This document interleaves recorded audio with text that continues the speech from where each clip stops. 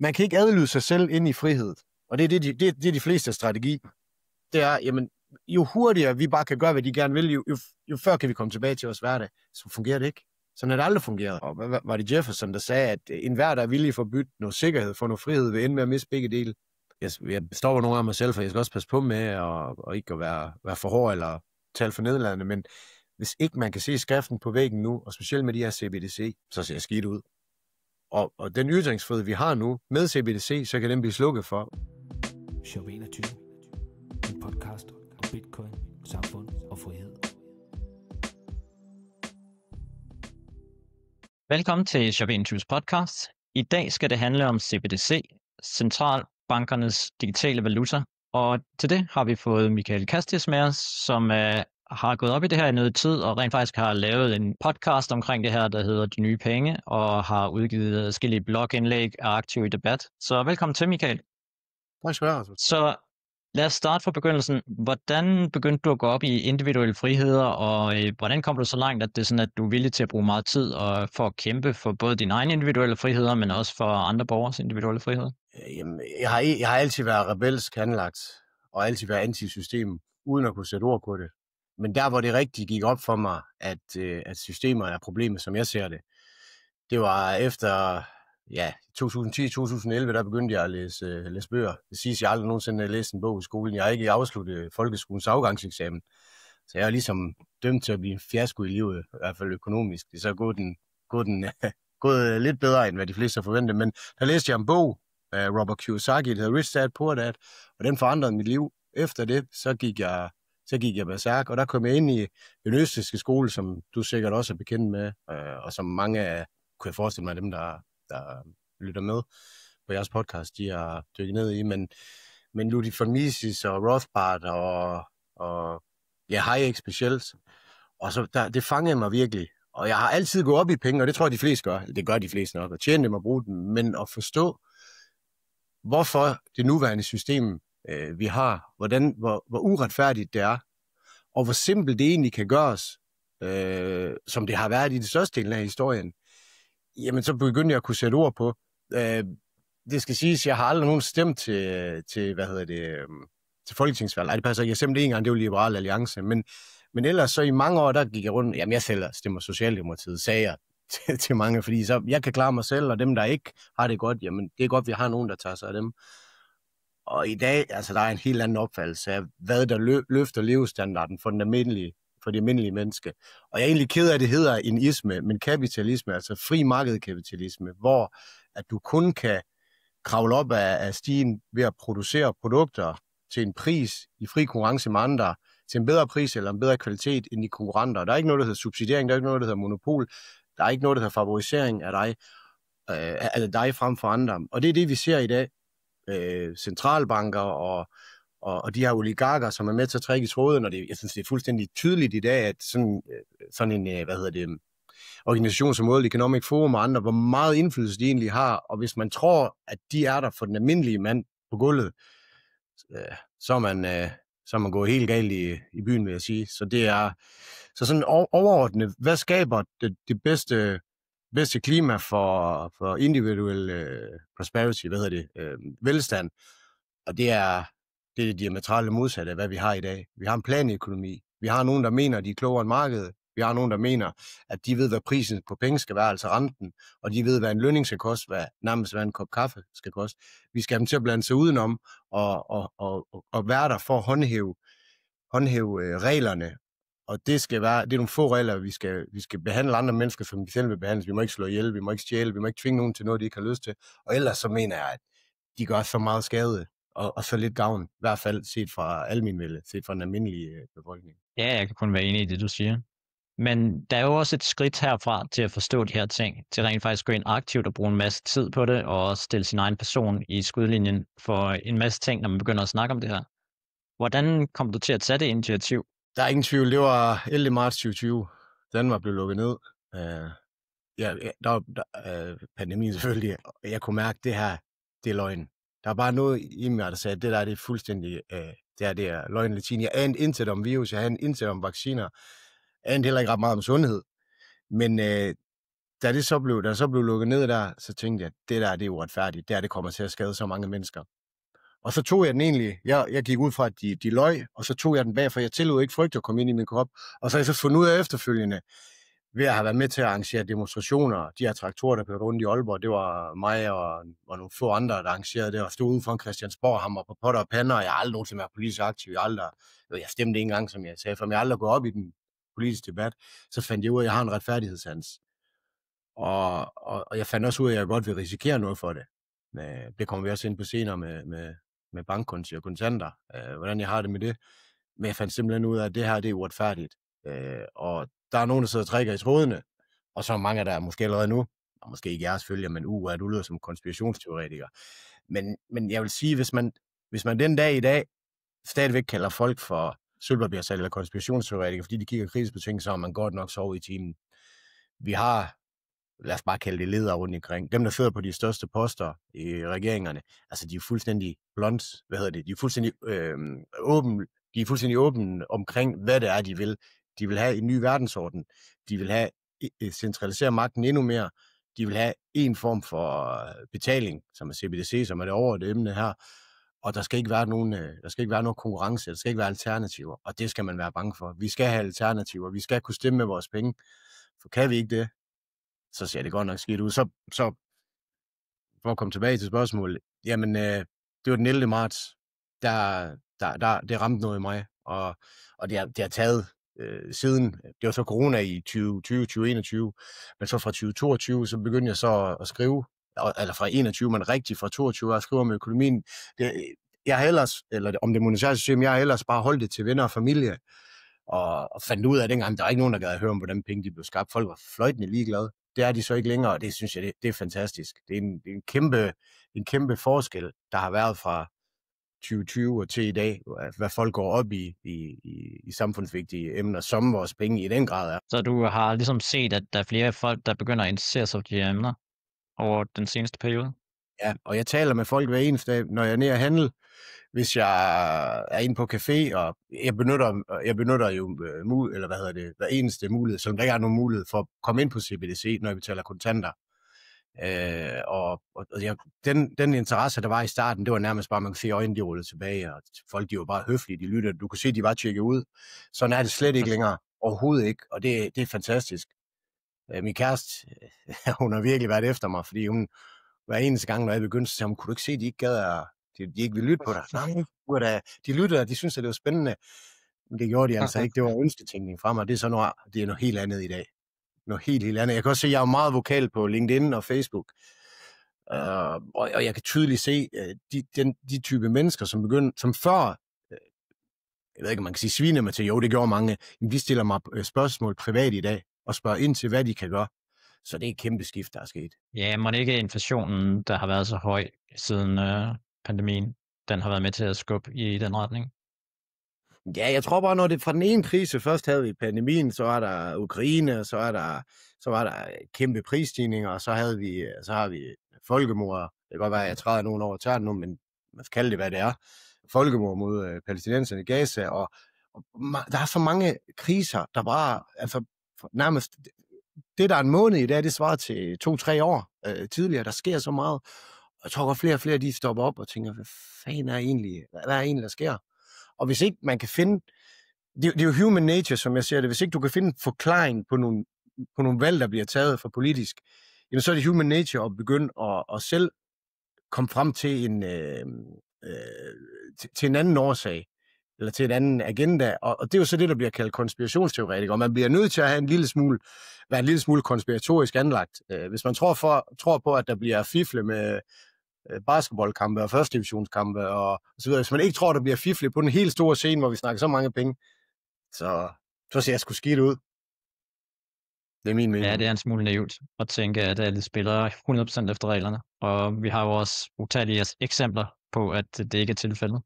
Altså man behøver ikke læse særlig meget en avis for at finde ud af, at mange af de store banker, som f.eks. Deutsche Bank eller Danske Bank, har været involveret i alt muligt omkring hvidvaskning af penge og så videre på en kæmpe stor skala. Så det er i hvert fald ikke alle, der spiller reelt. Ja, det var et halvt BNP i løbet af 5 år, der er dokumenteret 1.500 milliarder.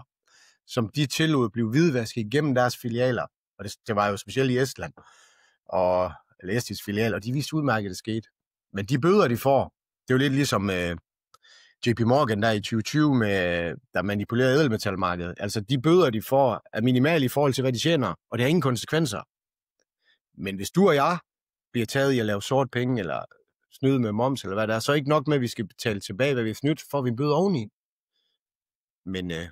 Men der er åbenbart ikke ens regler for alle. For at forstå det her, så bliver vi nok nødt til først at forstå, hvad penge er, og som du nævner, så er du jo ret belæst inden for folk som Mises og Hayek, der har brugt ret meget tid på at forklare, hvad penge egentlig er, og undersøge, hvad penge er. Så kan du gå over sådan historisk, hvad var det egentlig, der var penge, og på et tidspunkt havde vi det guldpenge, og det blev så erstattet af andre ting. Hvordan skete den proces, og hvorfor var det egentlig guld var så gode penge, som de var i lang tid? Jamen, før der kom noget, der hed penge, altså hvor alt var, og alle enheder kunne købe det samme, eller mere eller mindre det samme, og man var jo enige om vægt og renhed og så videre, jamen så byttede man jo krydderier, eller muslingeskal, eller hvad ved jeg, og så var det et gammelt Tyrkiet, det er Lydia i, hvad var det, cirka 3.000 år før Kristus, mener jeg det var, 5.500-6.000 år siden, hvor at de første guldmønter havde samme vægt og renhed, og så havde du det der fungible penge, altså hver eneste enhed var den samme, og det var ikke noget, som stater besluttede sig. Det var det frie marked, der besluttede for, det her, det er penge. Og så kommer regeringer til, og de skal jo stemmes ind, og stemme på mig, så får du mere af ingenting. Så begynder man at klippe eller file hjørner af, eller kanter og blande kover ind i. Og så kommer det her Gresham's Law, jamen så er det good money drives out bad money, så er det de dårlige penge, der bliver brugt, og de gode penge, hvad kan man sige, værdifulde penge, de bliver gemt væk. Og det er sådan, jeg har det med guld og sølv i dag. Så jeg bruger det som opsparing, så bruger jeg fiat-penge som betaling. Og mange, eller de fleste nok, som er, de har nok på samme måde med Bitcoin og Ethereum og kryptovaluta. Jamen, dem vil de ikke bruge, fordi de regner med, at de bliver mere værd i fremtiden, så bruger man sin papirspenge i dag. Men det, der så skete jo, det var, at det er jo ikke praktisk at gå rundt og betale med guld. Det har det aldrig været. Fordi almindelige mennesker kan ikke differentiere mellem 22 karat og 24 karat. Og med vægter i dag, jamen altså 1 gram guld, det er 850 kroner i markedspris. 0,1 gram. Hvad er der købe en kop kaffe for det her? Ja, det er meget, meget svært. Så helt tilbage, og det er et vist specielt folkefærd, som godt må drive, eller tage renter og overrenter. Nu vil jeg ikke sige noget, for jeg vil ikke kalde antisemit. Nå, men så deponerede man til guld i guldsmeden, og så fik man certifikater, og de her certifikater, dem brugte man så. Men man kunne til hver en tid gå ind og aflevere certifikater, og så fik man pengene udleveret. Pengene, det var guldet, og det var bare certifikater. Men de her guldsmede, lad os kalde det, forretningsfolk, de så jo, hvordan befolkningen, det var certifikater, der fik lov at cirkulere, og man kom ikke ind og ville have guldet. Men så begyndte de jo at lave udlån, og gav flere certifikater, end der faktisk var guld bagved. Så nu kom der flere certifikater i omløb, end den produktive kapacitet steg tilsvarende, eller i forhold til, jamen så er der, og det er jo definition af inflation, pengemængden forøges hurtigere end den produktive kapacitet, og så begyndte folk jo at sige, der er noget galt, og så vil de ind og have deres guld, og det kan de første, der kommer ind, de kan godt få deres guld, kan de næste også, men på et tidspunkt, så siger bankfolkene, de her forretningsfolk, stop, erklære sig selv konkurs, fordi guldet er der ikke til at er det ønske, eller hvad hedder det, det krav fra befolkningen. Og det er det, der hedder bankrun. Det var det, vi så, der skete med Silicon Valley Bank i marts. Var det Silicon Valley, der kollapsede først? Nej, det er Signature. Silvergate Signature, men Silicon Valley Bank var den største. Jamen, de kollapsede jo. Hopper jeg lige lidt frem. Kom tilbage igen, hvis du vil have dybere eller større uddybelse på det. Men Silicon Valley Bank, de havde jo indskyderne lugtede lunden, og det var Peter Thiel, og det tænker jeg, du godt ved, hvad han er.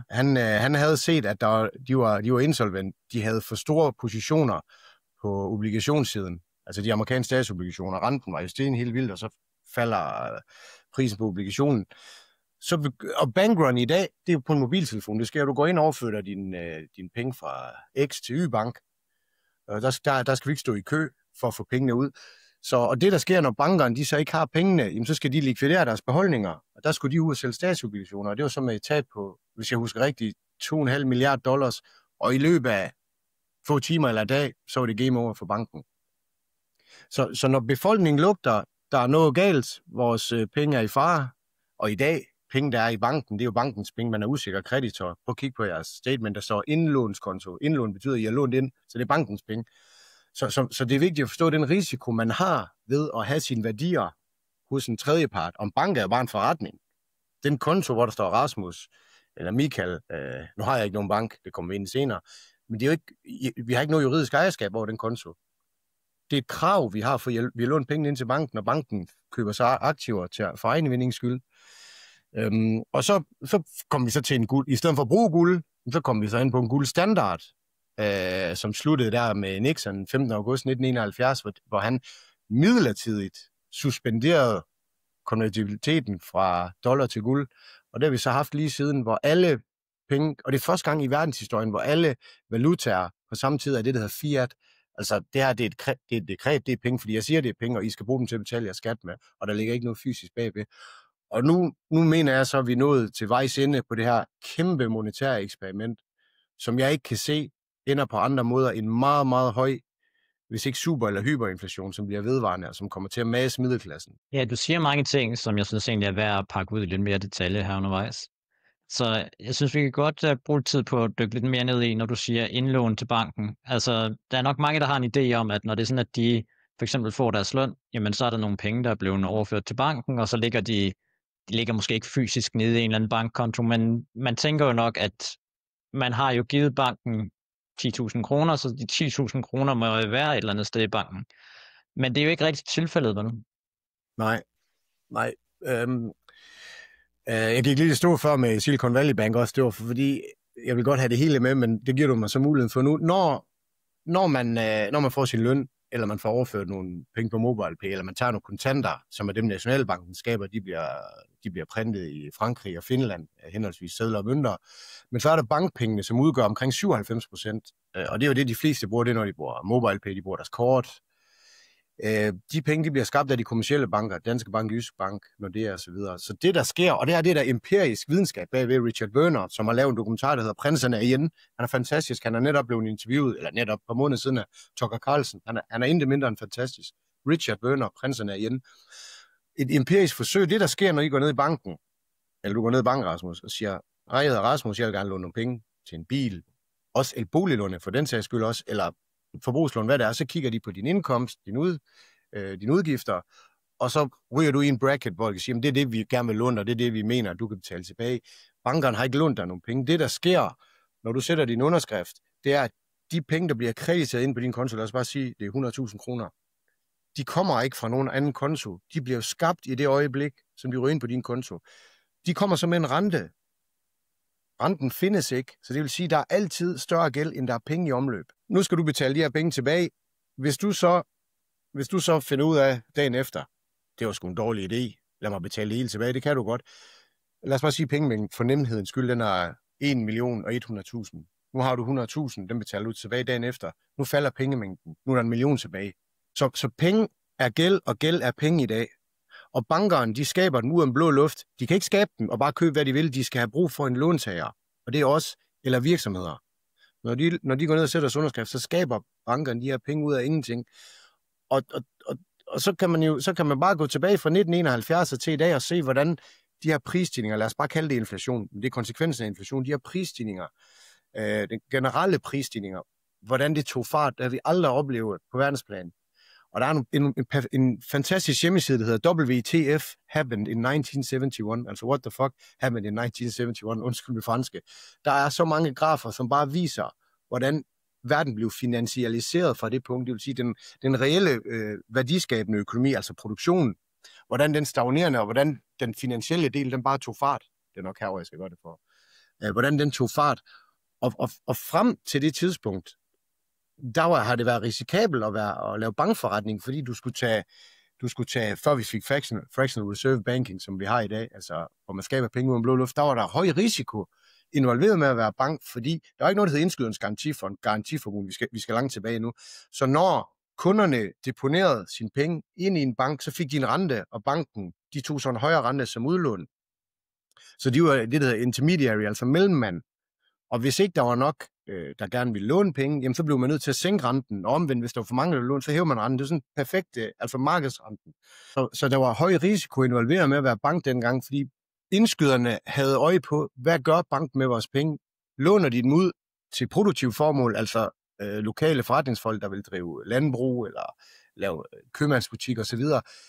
Og hvis de låner dem ud til rent spekulative formål, ejendomsinvestering eller aktieinvestering, jamen så befolkningen, de vidste jo, at det var deres penge, der blev brugt på det, og der var ikke noget, der hed garantiformuen, eller tidligere indskyderens garantifond.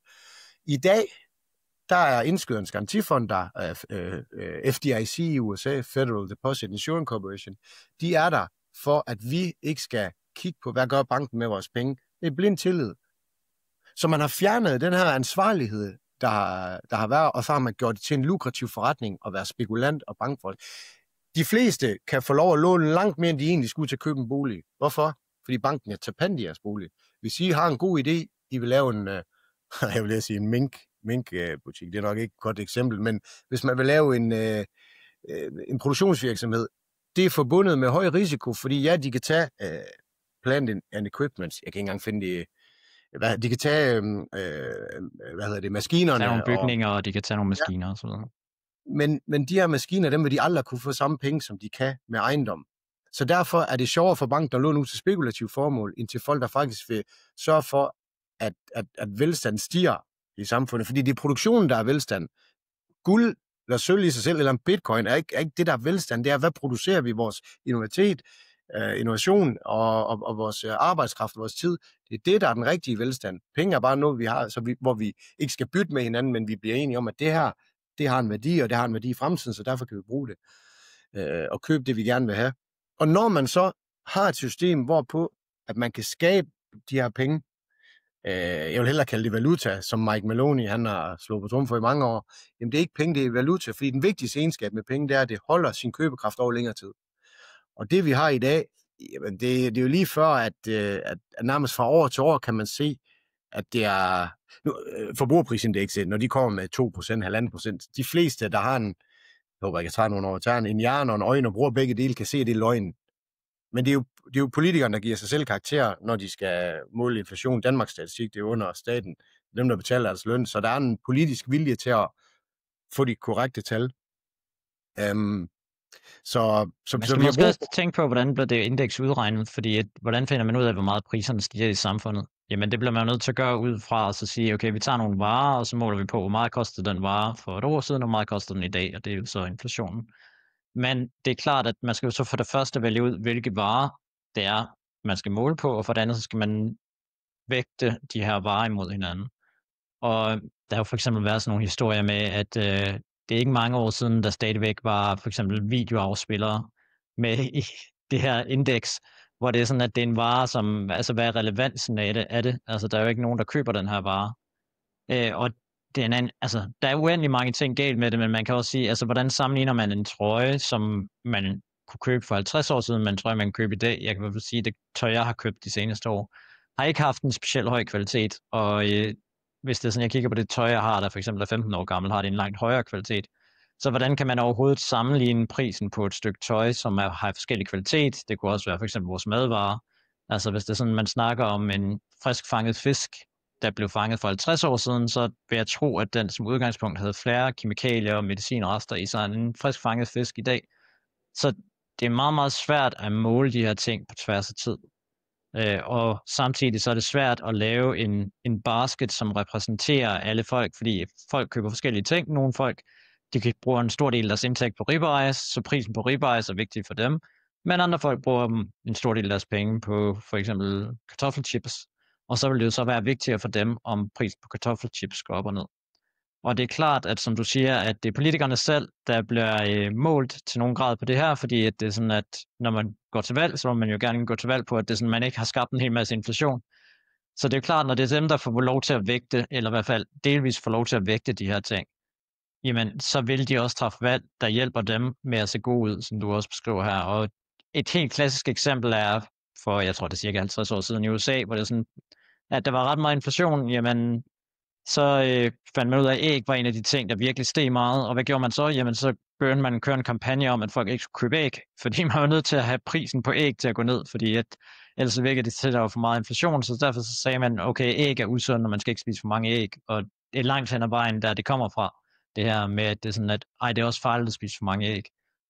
Det er jo bare en måde at holde det officielle inflationstal nede på. Ja, lige præcis det, du nævner her, der har jeg jo forsøgt at ringe til Danmarks Statistik flere gange for at finde ud af, hvilke begreber eller gimmicks, vil jeg nærmest sige, de bruger, når de skal udregne forbrugerprisindekset. Og dem, jeg har talt med, det simpelthen være pinligt. De ved meget lidt. I USA og England er det meget nemmere. Og lige præcis det, du nævner her, det er det, der hedder substitution. Hvis vi nu tager ribeye, og det kan man gå ind og selv verificere, Bureau of Labor Statistics, BLS.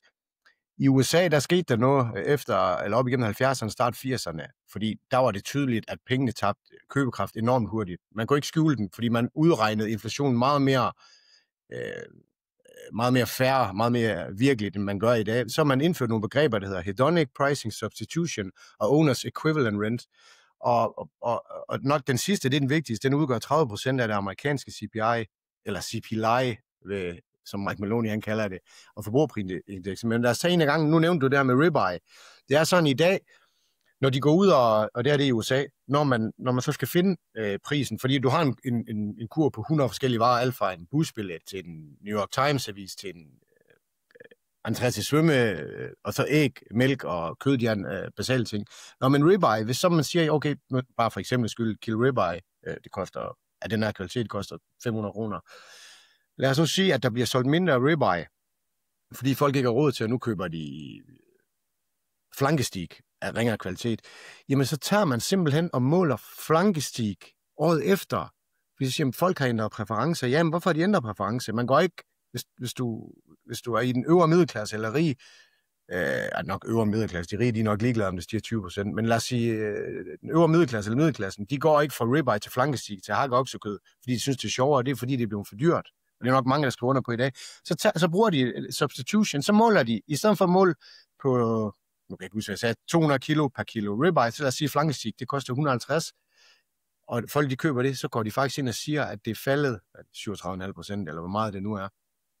Det er sådan, man gør det. Så tager vi den næste, hedonic pricing, som du sagde før med fisk, der har medicinrester, som var frisk dengang. I dag, hvis en kyllingfilet, den går fra, lad os sige, et bedre eksempel, en ny bil i dag, en ny Chrysler, lad os bare sige, der koster for nemhedens skyld igen 100.000 kroner. Hvis næste år den samme Chrysler, bare over nyere, den koster 120.000, jamen så kan de gå ind og sige, at den har fået bedre airbags, den er blevet mere brændstofvenlig, den har fået noget bedre udstyr. Og så kan de sige, at der har ikke været noget prisstigning, eller den faktisk er faldet i pris. Men omvendt, hvis en kyllingfilet går fra 10% lage til, nu ved jeg ikke, hvor meget vand der er i kylling, men der er for meget, det er jo at snyde befolkningen, fordi at vand er altså noget billigere end kød. Men fra 10% lage til 30% lage, så gør man ikke det modsatte. Og så har du den sidste, owners equivalent rent, der går man ud og spørger en række mennesker, der bor til leje, at hvis de, i stedet for at leje deres bolig, hvis de så ejede den, og leje den ud til sig selv, hvad tror de kunne få? Og så ringer de ud til x antal 1000 mennesker. Og så mener de, det er repræsentativt. Herhjemme i øvrigt, når man laver målinger for 2.000 danskere, det er repræsentativt for befolkningen. Og så kan man vælge, kan vi lige Mette Frederiksen, lad os ringe til nordjyderne. Så kan de nok bedre lide, end hvis du ringer til folk i Rungsted, eller Fyn, eller hvad ved jeg. Men det er simpelthen, ingen statistik er så god, som den du selv har manipuleret. Og så kommer de frem til de tal, der passer politisk, fordi hvis de kommer frem til tal, som er højere, og som repræsenterer virkeligheden, så skal dagpenge stige, kontanthjælpen skal stige, pension og så videre, og det går ondt på dem. Så det er de politiske tal, og alt det, jeg har sagt her, det er meget, meget nemt at gå ind og verificere ind på Bureau of Labor Statistics. Og sammen med arbejdsløsheden har de været lige så opfindsomme. Så den er i virkeligheden 25% og ikke 4%, eller hvor vi ligger nu. Men det er en anden snak. Ja, så jeg synes, det er værd at gøre opmærksom på, at alle de ting, vi har snakket om indtil videre, at ting, man ret nemt kan verificere, hvis det er det, man vil. Altså, det er ikke nogle hemmelige dokumenter, man skal ind og finde et eller andet sted på internettet. Altså, typisk kan man finde næsten alle de her ting på de officielle websider for de forskellige landes stater. Så. Problemet er bare, at vi har ikke politikere, der taler om det. Vi har ikke journalister, den fjerde statsmagt, der taler om det. Så det skal være, fordi man har, ligesom du og de, der ser med her, er sikker på, at det er autodidakt. Det er folk, der selv er interesseret i et emne, som ikke behøver at gå i skole og få noget at vide, men selv graver ned i materien. Og så står det klart lynhurtigt, hvordan det bliver opgjort, og hvor manipuleret, og hvor meget snyd det er. Lad os nu bare tage, ikke fordi det skal handle om corona, men vi fik jo at vide, død med corona. Og folk, de hørte jo, død af corona. Nej, de sagde død med, så de løg ikke engang. Så skulle du bare gå ind og læse, jamen, har du haft en positiv test? Inden for 30 dage er du død. Men så ligegyldigt, om du styrer ned i fly, eller du er blevet likvideret, så er du død med corona. Og når man får 200.000 til at stille sig op i de test om dagen, så er nok flere smitte, end der normalt er. Ja, det vil også for nylig komme ud, at de her tests var jo heller ikke lige frem, så pålidelige. Jeg tror, det var noget med, at det var kun cirka 15% eller noget af den duer af dem, der testede positivt, der rent faktisk havde corona. Ja, og den kunne ikke diagnostiseres til at starte med, og den kunne heller ikke differentiere mellem død og aktiv virus, så det er fuldstændig udueligt, og det sagde han også, ham der har lavet de her tester, Carey Mullis, han døde desværre, altså PCR-teknikken, han døde desværre et halvt år før alt det startede. Ham kunne man godt have brugt til lige at råbe vagt, I må ikke bruge de test. Men det gjorde man, så vi havde en testpandemi. Men tilbage til emnet, det er vigtigt, at man... Og vi har altid fået at vide, at vi skal være kritisk. Det har jeg i hvert fald i kort tid ikke i skole. Men det er vores samfund jo også afhængigt af. Altså hvis det er sådan, vi ikke er kritiske, så er det jo tingene kører af sporet. Ja, men der er nogle ting, vi kan være kritisk over. Vi kan nævne, jeg ved ikke, om du kender til begrebet, det hedder the Overton window. Det er sådan, der er sådan en sfære hertil kan vi tale. Du skal ikke gå ud over det.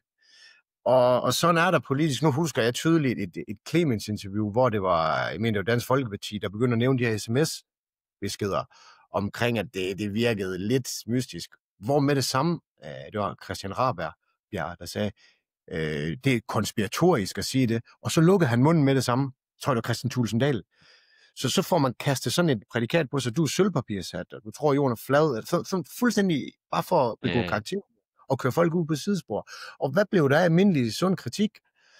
Jamen, vi skal ikke kritisere. Vi kan godt kritisere, når der er blevet lagt i hånd på låret på 30 år siden, eller hvis der er en eller anden, der er kommet til at sige noget, som har krænket ens følelser for 14 år siden. Men når det er sådan en ting, som vores grundlovssikre rettigheder er blevet taget fra os, vi skal huske retten til erhverv, retten til at forsamle os, retten til at bevæge os, retten til uddannelse, det hele blev taget fra os. Det eneste, der blev taget, det var retten til at demonstrere. Det kunne vi stadigvæk. Så det faldt folk hurtigt ud af på Aarhus Stadion. De kunne ikke komme ind. Så lavede de en demonstration, så kunne de stå og se fodbold, fordi de demonstrerer. Så den fuldstændig mangel på rationalitet, der var i den tid, og jeg kan godt forstå, at de fleste de bare vil glemme det og videre, fordi det er jo virkelig en tosset tid. Men man skal vide, når man kan manipulere med noget så basalt, så vi kan simpelthen ikke, og når det kommer fra de selv som myndighed, vi kan ikke stole på den. Vi bliver nødt til at være kritisk, og det er jo ressourcekrævende at være kritisk, fordi du kan ikke bare stå op, smøre madpakke, sende børn i skolen, og så lytte på Politikens podcast, eller Børsen, hvad ved jeg, og så gå hjem, og så tror du er informeret, eller se CNN og se Fox News, og så tror du bliver nødt til at være kritisk, især når det er ting på den store scene, som CBDC, som en pandemi eller lockdown. Vi bliver nødt til at være kritisk. Og det bedste råd, jeg kan give til folk, og det er selvfølgelig svært, men det er, hvis du har frygt i din krop, så kan du ikke tænke rationelt og logisk. Så hvis du har frygt, så ja, så lad være. Det er selvfølgelig nemt at sige, men det gør simpelthen noget ved ens evne til at tænke kritisk, når man først har frygt. Jeg vil også, fordi den fjerde stagemagt har fejlet os her. Altså mange af de her ting, som du sidder og snakker om, som vi snakker om på Shop21, hører jo ret beset til i aviser og lignende steder, hvor journalister arbejder. Og som du også stiller spørgsmålstegn med, hvorfor er det, at der ikke sker noget der? Hvorfor er det, at det er sådan, at de journalister ikke graver af de her ting? Hvorfor er det, at det er individuel journalistik eller borgerjournalistik, som skal ud og finde de her ting? Det kan man jo selvfølgelig også dykke ned i, men vi kan selvfølgelig også hurtigt komme på et meget langt sidespor her, men det er jo spændende emner. Ja. Pressen har en minister, og det er statsministeren, det kan folk selv slå op. Og ordet demokrati, det fremstår ikke af grundloven, det har aldrig stået der. Så det er en illusion, vi har et demokrati. Vi er et indskrænket monarki, og monarki og demokrati, det er diametrale modsat. Vi kan ikke have begge dele. Enten har vi monarki i envælde, eller så har vi demokrati. Nu er jeg fra Grækenland, halvgræker. Demokrati betyder folkestyre. Så kan man spørge sig selv om, hvor meget vi mener folkestyre. Ja, sikkert. Hvis vi hopper tilbage til CBDC-snakken, så har du beskrevet ret godt, hvordan at det nuværende banksystem har nogle meget interessante måder, det virker på. Altså for eksempel det her med, at det er sådan, at når man giver penge til banken, så låner man penge til banken. Det er ikke banken, der sidder og passer på dem og putter dem ned i sin bankboks et eller andet sted, dybt ned i jorden. Og der er også en anden interessant ting omkring, at penge i en bank er ikke det samme som penge i en anden bank, og det har du også indirekte været inde på, fordi som du siger, at med en bank er en forretning, og hvis forretningen går for lidt, så kan man miste sit indlån, så har vi altså den her bankgarantifond og så videre, som gør, at man måske får nogen eller alle sine penge tilbage. Men hvis vi kører ned konkret i det her, så har du jo taget det her ret ekstreme step omkring at adskille dig selv fra bankverdenen ved at bruge kontanter i stedet for at bruge en bankkonto. Hvorfor har du gjort det? Jamen, jeg har altid været glad for kontanter. Og nu har jeg været selvstændig i mange år, i 14 år, og jeg har haft nogle ret fornuftige forretninger, men jeg har altid tænkt, at banken skal ikke, altså mine penge skal ikke stå i banken, for jeg føler ikke, jeg er herovre, for jeg har altid brugt kontanter. Men igen fra 11. marts og frem, der kunne jeg virkelig se, at det her nu nærmer vi os, hvad jeg har set komme længe, og jeg har været for tidlig ude, og jeg har troet, at det ville ske før, altså at vi ville få et nyt monetærsystem, og et nyt monetærsystem, det er jo bare, at reglerne bliver omskrevet. Verdens finansminister, de sætter sig sammen, lægger armen, hvem har flest våben og guld og produktion, og så bliver vi med enige om et eller andet. Men jeg flyttede til Grækenland, jeg bor i Grækenland, lige nu er jeg i Danmark, men jeg flyttede til Grækenland i oktober 22, og nu har jeg været selvstændig i mange år, men jeg er nået at arbejde. Jeg er uddannet slagter, skal siges. Jeg plejer at sige, når jeg holder foredrag, det er derfor, jeg ved så meget om økonomi, og så griner vi lidt, og så er vi ligesom i gang. Men jeg flyttede til Grækenland, på grund af, at jeg skulle have min pension udbetalt. Og de var båndlagt, og hvad betyder det? Jo, overenskomstmæssigt bestemt af pensionsselskab og arbejdsgiveren, jamen, så må jeg ikke få de penge, uagtet at jeg vil betale de 60% i skat, medmindre jeg dør, eller jeg flytter til udlandet. Så tænker jeg har ikke lyst til at dø for min familie for dem, så jeg tager til udlandet. Og nu, min far bor i Grækenland stadigvæk, så flytter jeg til Grækenland. Så fik jeg dem ud, så det var også en del, der gjorde, at jeg tog skridtet. Og så min danske bank, Nordjyske Bank, på det tidspunkt, det var i oktober, jeg var i Tyrkiet, husker jeg, så kontaktede de mig, at de ville have min adresse, fordi inde på Borgerservice, der står der bare adresse Grækenland. De vil have min adresse, så I får ikke min adresse, det kan være ligegyldigt, jeg var kun i så mange år. Jamen hvis ikke jeg giver dem den, så opsiger de med bankkonto. Så smagte jeg sådan lidt på. Så sagde jeg, nu er det en god idé, sagde jeg. Jeg har alligevel ikke nogen penge stående. Den bare opgør den. Og jeg har heller ikke forberedt nogen bankkonto i Grækenland, så jeg har ikke haft nogen bank siden oktober 2022. Det har nogle begrænsninger. Nu har jeg selvfølgelig nogle livliner, hvis der skal købes et eller online. Jeg har en kæreste og selvstændig, jeg har masse venner, og så det kan lade sig gøre, men hvis ikke det kunne lade sig gøre at købe online, jamen, så jeg tog den beslutning allerede da jeg begyndte at demonstrere og var med til at arrangere en masse ting, hvor man vidste, man gik magthaverne, man gjorde dem, hvad kan man sige, mindre begejstret. Det var, at det kommer til at koste noget. Og jeg skal love for, nu har jeg ikke børn, men mange af dem, der har stået, eller ikke mange, flere af dem, der har stået omkring mig, de har fået indberetninger på deres børn, og alle mulige rigtig, rigtig slemme ting, som har gjort, at mange har trukket følehornen til sig. Så jeg vidste, at det kommer til at koste noget, og det må det gerne. Det må gerne koste noget. Så jeg isolerer mig selv. Det skal være så svært for dem at gøre noget ved mig. Og det er jo vildt, man skal tænke på den her måde. Jeg har aldrig nogensinde opfordret til, at man skal uafhænge nogen. Jeg har aldrig opfordret til, at vi skal brænde Christiansborg af, eller overhovedet med høtyve og fakler. Bare at vi skal have lov at kritisere. Og jeg stillede jo op i politik også i 21, stiftede et politisk parti, jeg fik næsten 500 stemmer, jeg havde 2 plakater hængende, jeg brugte ikke en krone. Og når man så var på tv, jamen så bliver man kørt ud på et sidespor, skruet ned for mikrofonen, kameraet og røg væk. Og så tænker jeg, det skulle da lige godt satans, mand. Altså, hvis det er så dumt, det jeg siger, så lader man da bare ydmyge mig selv. Men det er jo fordi, de ikke vil have den kritik. Så tilbage til retfærdigheden. Jamen, jeg fandt simpelthen ud af, at jeg havde en retfærdighedssans, som jeg ikke tror. Altså, jeg startede som selvstændig i 2007, har haft en masse forskellige virksomheder, og har altid gået op, jeg skulle tjene penge, og jeg skulle leve livet, jeg vil rejse på første klasse, og jeg vil køre i en fed bil, og tænke på mig selv. Jeg har altid haft min moralsk kompas i orden, jeg har aldrig besnydet folk, jeg har behandlet folk ordentligt. Men da det her det så sket, så skal jeg lov for min hvad kan man sige, min interesse, eller hvordan skal man sige det, min prioritering, den ændrer sig. Og så har jeg ellers været med til at lave dokumentarer og slå på potter og pander og rende rundt over foran Christiansborg i minus 10 grader og overnat derovre i 10 dage, hvor jeg havde en virksomhed, jeg skulle passe. Så igen, nu er jeg kommet for langt væk fra hvad du spurgte om, men kontanter, et eller andet med kontanter. Så jeg ved, det kommer til at koste noget, og hvis ikke jeg kan spise på den restaurant, jeg har lyst til, fordi de ikke vil tage kontanter, eller jeg ikke kan få lov at købe tøj det sted, jeg vil, så er det sådan, det er. Fordi man kan ikke adlyde sig selv ind i frihed. Og det er de fleste strategi.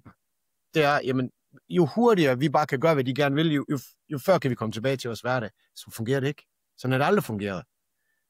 Og hvad var det Jefferson, der sagde, at enhver, der er villig for at bytte noget sikkerhed for noget frihed, vil ende med at miste begge dele. Og hvis...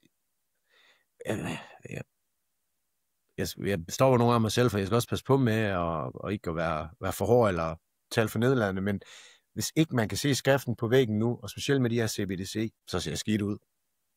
Og den ytringsfrihed, vi har nu med CBDC, så kan den blive slukket for, og det kommer vi også ind på, lige om lidt er jeg sikker på.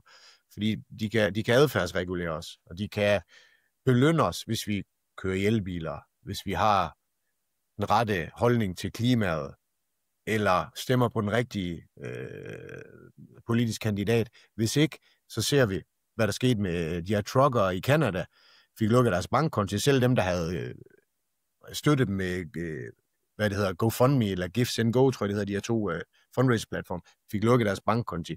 De troede med at tage deres børn og kæledyr fra. Altså, det er jo fuldstændig sindssygt, hvad vi vidner til. I Kina har det været sådan længe. Nu har jeg rejst i Kina i mange år med min tidligere forretning. Men at man så det i Canada, og man ser, at i England bliver der sat flere i spillet i fængsel for at ytre sig online, end der går i Rusland, så bliver man nødt til at spørge, i den her demokratiske vestlige verden, har vi egentlig kompasset i orden? Og lige om lidt, så bliver det endnu mere, så bliver det endnu større konsekventer ved at ytre sig kritisk, end der er i dag. Så hvis ikke man er tilfreds, jeg vil sige, man har en forpligtelse til at sige noget. Man behøver ikke gå lige så vidt, som jeg har gjort, men i det mindste snak med vennerne om det, snak med familien, måske skrive til lokalpolitikere, måske blande sig i kommentarfeltet, altså bare gøre et eller andet. Ja, men det er jo vigtigt, at der er nogen, der stiller sig op og gør et eller andet, fordi hvis der ikke er nogen, der gør noget, så ved vi ret meget, hvor vi er på vej hen. Altså det tror jeg også, man kan finde mange steder i historien, at når det er sådan et folk er blevet for dovent og har lavet for lille en indsats for at fastholde deres frihed, så forsvinder den stille og roligt. Freedom isn't free. Det kræver en indsats at fastholde sin frihed.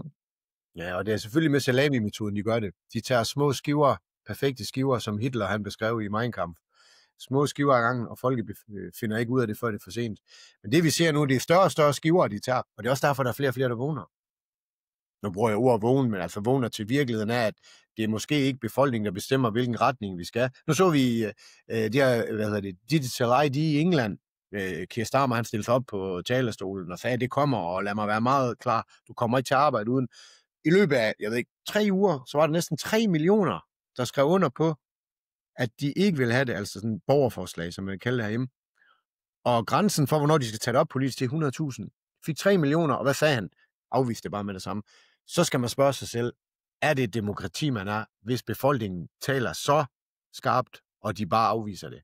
Ja, det er en meget interessant ting at sige. Betyder demokrati, at det er sådan, at man får lov til at stemme hver 4 år, og blandt nogle politikere, som er forudvalgte, stort set forudvalgte i hvert fald? Eller betyder demokrati, at det er sådan, at folk kan være med til at indflyde den retning, som et land går i?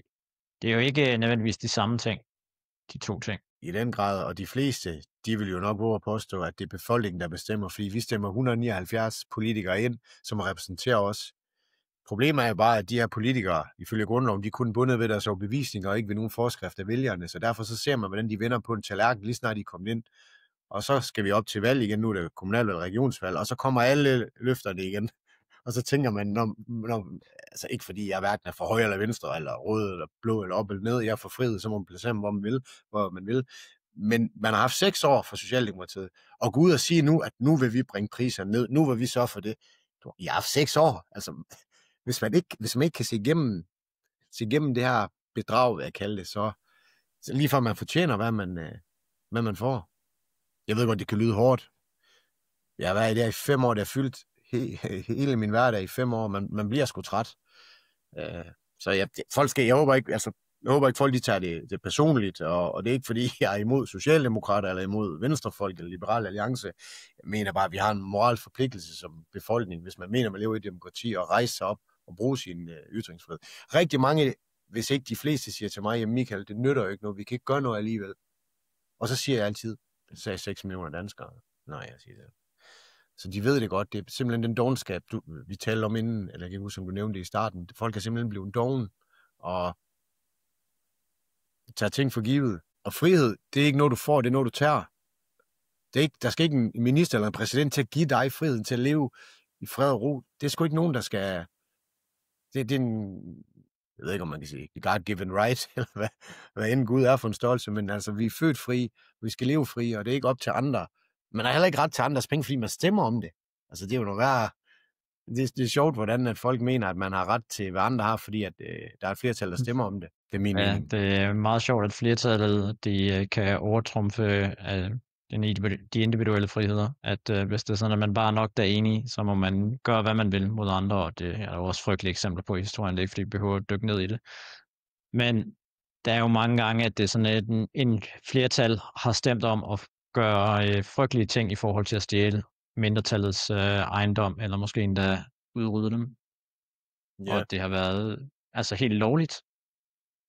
Jamen, det er jo sådan en fundamental snak, og jeg skriver jo hver eneste dag med folk på Facebook og LinkedIn, især LinkedIn, og så når jeg spørger folk, jamen lad mig stille et spørgsmål, når vi snakker om skatter. Hvad er din færre andel, eller hvad er dine naboer tjent i dag, spørger dem om. Og jeg kan aldrig få nogen til at svare på det. Jeg kan ikke få dem til at svare på det, og det rigtige, det er jo 0. Du har ikke ret til, hvad andre har skabt. Du har ret til din frihed, du har ret til at leve i fred og ro, så længe du ikke...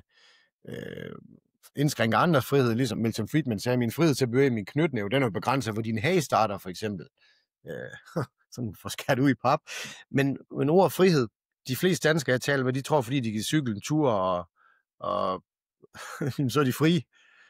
Så, og det er jo, du har sikkert set det meme her, nu talte du om, omkring den her dovenskab, og vi mangler den her, ansvarlighed, men det her meme med, at weak men create tough times, og tough times create hard men, eller strong men og strong men create good times. I dag, der har vi et sted, hvor folk ikke engang tør sige, hvad en mand er. Jeg tror, at en mand kan være en kvinde, hvis man siger det. Altså, folk skal have lov til at være, hvad de har lyst til, men de skal ikke forvente, at jeg går med på den. Og jeg kan da ikke være rigtig, at fordi der kommer en med kæmpe fuldskæg og hår mellem tænderne og siger, at jeg er en kvinde, der kan føde børn. Jamen, det kan du ikke. Du må godt tro, du kan det, men det betyder ikke, det er rigtigt. Og så bare lige min point er, vi har ikke weak men, vi har stadiet under eller over det, vil jeg sige nu. Og derfor er vi dømt til at få rigtig, rigtig hårde tider. Men hårde tider for nogen bliver fantastiske tider for andre. Både økonomisk, også udviklingsmæssigt, hvis man kan bevare sin sund fornuft, og så bare navigere i det. Nu tager hele det her tilbage til coronatiden, for det var så tosset. Men jeg har aldrig gået med mundbind. Jeg har aldrig nogensinde taget en test. Jeg har selvfølgelig heller ikke taget de der, de kalder vacciner. Jeg synes, det er den fedeste tid nogensinde. Altså, jeg rejste til grund med, jeg rejste frit rundt i Danmark, og jeg tog ind alle steder, jeg lyst til, dengang Nordjylland var lukket ned. Det var aldrig lukket ned, jo. Det var en kraftig anbefaling. Men jeg lyttede på, hvad der blev sagt, og læste op på loven, og så, jamen, hvis du sagde, du var fritaget, så skulle du ikke have mundbind på. Og du går ned på borgersøgs og blive fritaget fejltest og coronapas. Fuldstændig uden konsekvenser. Det glemte de bare at fortælle. Så jeg kommer til at ramme den ind. Jeg har sådan en seddel, og hende der corona, man fik kun 3 måneder ad gangen nede på borgersøgs. Og vedkommende, der skrev under på min første, hun hed Mette Frederiksen. Det var ikke Mette Frederiksen, men hun hed Mette Frederiksen. Så det er... En anden Mette Frederiksen, ja. Jeg var fritaget for test og coronapas i 3 måneder. Du skulle bare gå ned og skrive under på tro- og loverklæring. Og en af årsagen til, at man kunne være fritaget, det var, hvis man kom i en stressrelateret tilstand af at blive testet. Tilstand er ikke en diagnose, og det er forbigående. Så, men folk, de læste jo, hvad de havde lyst til, og de havde frygt i kroppen, så derfor troede de, at folk de døde af, når det var døde med, og de troede på, at man skulle gå med mundbind og gå ensrende rundt om søen og nynne rundt om juletræet. Og de kommer med flere af de her frygtscenarier. De kommer til at komme med det ene efter det andet, og vi kan se, hvordan Mette Frederiksen, og ikke kun Mette Frederiksen, hele regeringen, hvordan de puster på. Vi skal være bange for russerne. De kommer og overtager, og droner flyver rundt. Eller er det en stjerne? Eller hvad er det? Altså, det er simpelthen så pinligt. Det er så pinligt. Nå, vi skal også være bange for vejret, ikke? Altså, det er sådan, at på trods af, at vejret er, hvad det nogle gange er i Danmark, så er det jo meget farlige hedebølger, der er på vej. Vi dør alle sammen med varme lige om lidt. Somehow. Nu åbnede du lige den can of worms, som man siger i USA. Vi kommer aldrig til hovedemnet i den her podcast. Jeg har lige hurtigt pointet på det der, fordi det er det med frygten, og det er det, de gør ved at installere frygt. Så siger de til unge mennesker, og selv de her stakkels unge mennesker, som hører på alt det fis i skolen, der kører og prutter, det er med til at varme planeten op, og isen smelter, og vandet stiger, vi skal alle sammen dø, altså overdrivet frem af forståelsen. Men da jeg stillede op i politik, der var jeg til det var kommunalvalg i Aalborg, 500 ned på. Så sagde jeg så, jamen det, der hører til den historie, det er jo, at de her 97%, som er enige, det er dem, der tager del i pengene, som FN de udlodder, og USA de udlodder. Så har du en underskriftsindsamling på 30.000 mennesker, hvor 9.000 har en Ph.D., som siger det modsatte. De tæller ikke med.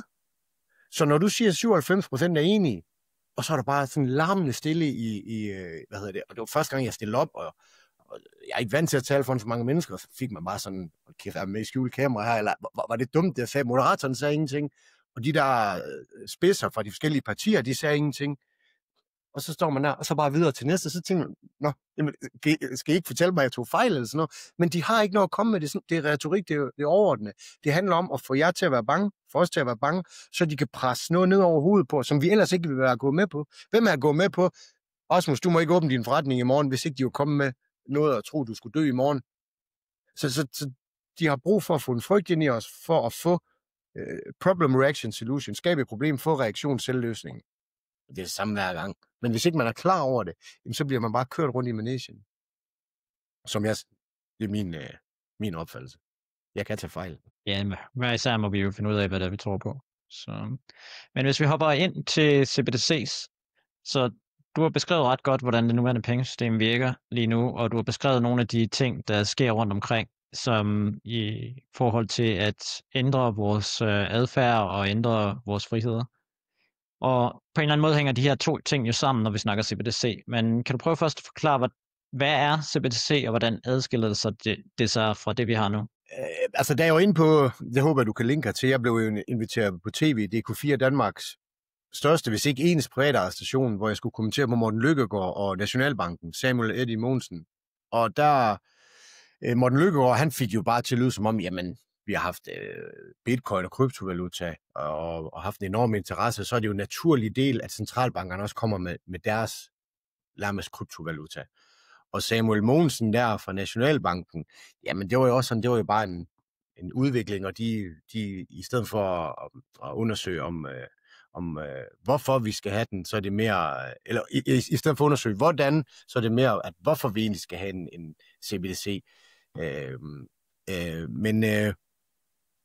Men forskellen, det ligger jo i det programmerbare. I dag, så de penge, I har på jeres konto, som ikke er jeres penge, det er bankens penge, men I har råderet over, så længe det går godt, dem kan I mere eller mindre købe, hvad I vil for. Det er svært at overføre dem til Binance, eller Coinbase, eller Kraken, eller nogle af de her steder. Der kan jeres bank godt sige, for I er sikkerhed.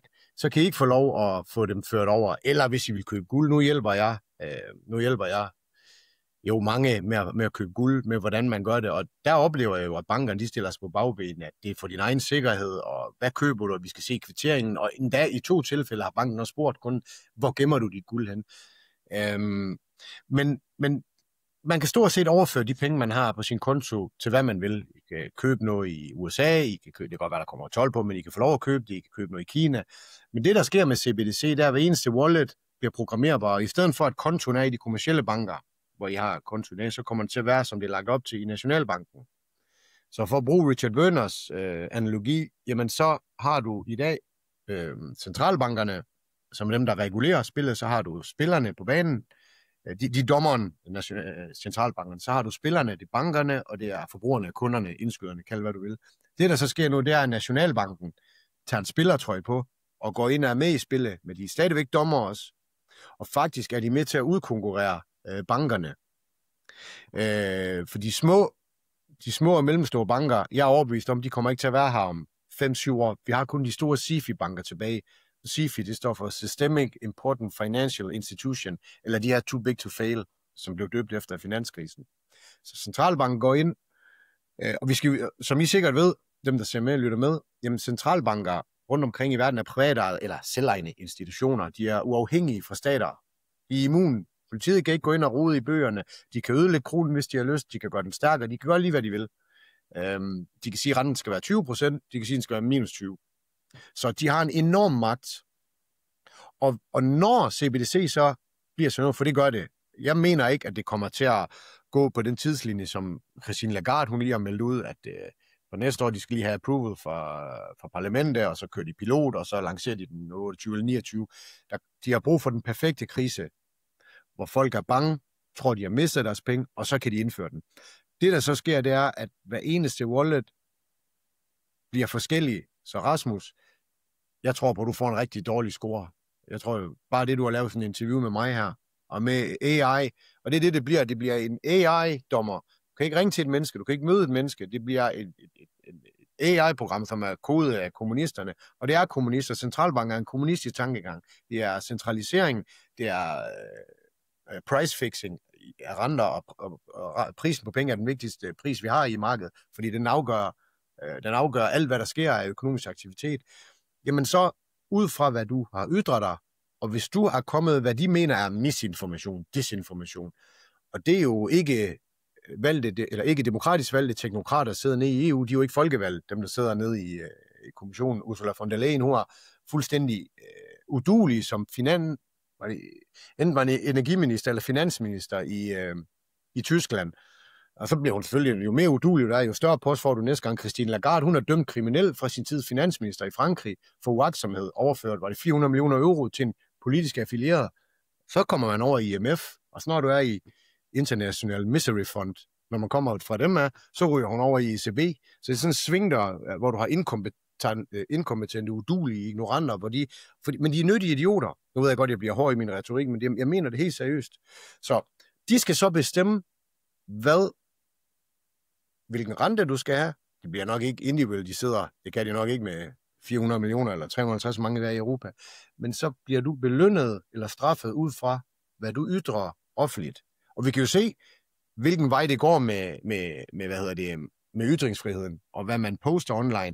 Ursula von der Leyen, eller von der Leyen vil jeg hellere kalde hende, og mange andre af de her teknokrater har jo sagt, at den største fjende i verden lige nu er ikke klimakrisen eller krig. Det er mis af desinformation. Det siger de selv. 2. Hvis du så køber for meget kød, det er jo rigtig skidt at spise og købe kød, det er dårligt for miljøet, jamen så kan det være, at på et tidspunkt, når du er nede at betale, så siger den her terminal, du har ikke mere CO2-kvote. Du skal optjene noget CO2-kvote. Det kan være ved at blive opdateret med den nyeste vaccine, hvad ved jeg. Et eller andet går nu politisk korrekt. Det har de i Kina allerede nu, social credit score. Jeg har været derude 8-9 gange, og jeg ser alle kameraerne, jeg ser, hvordan det fungerer, og det er virkelig skræmmende.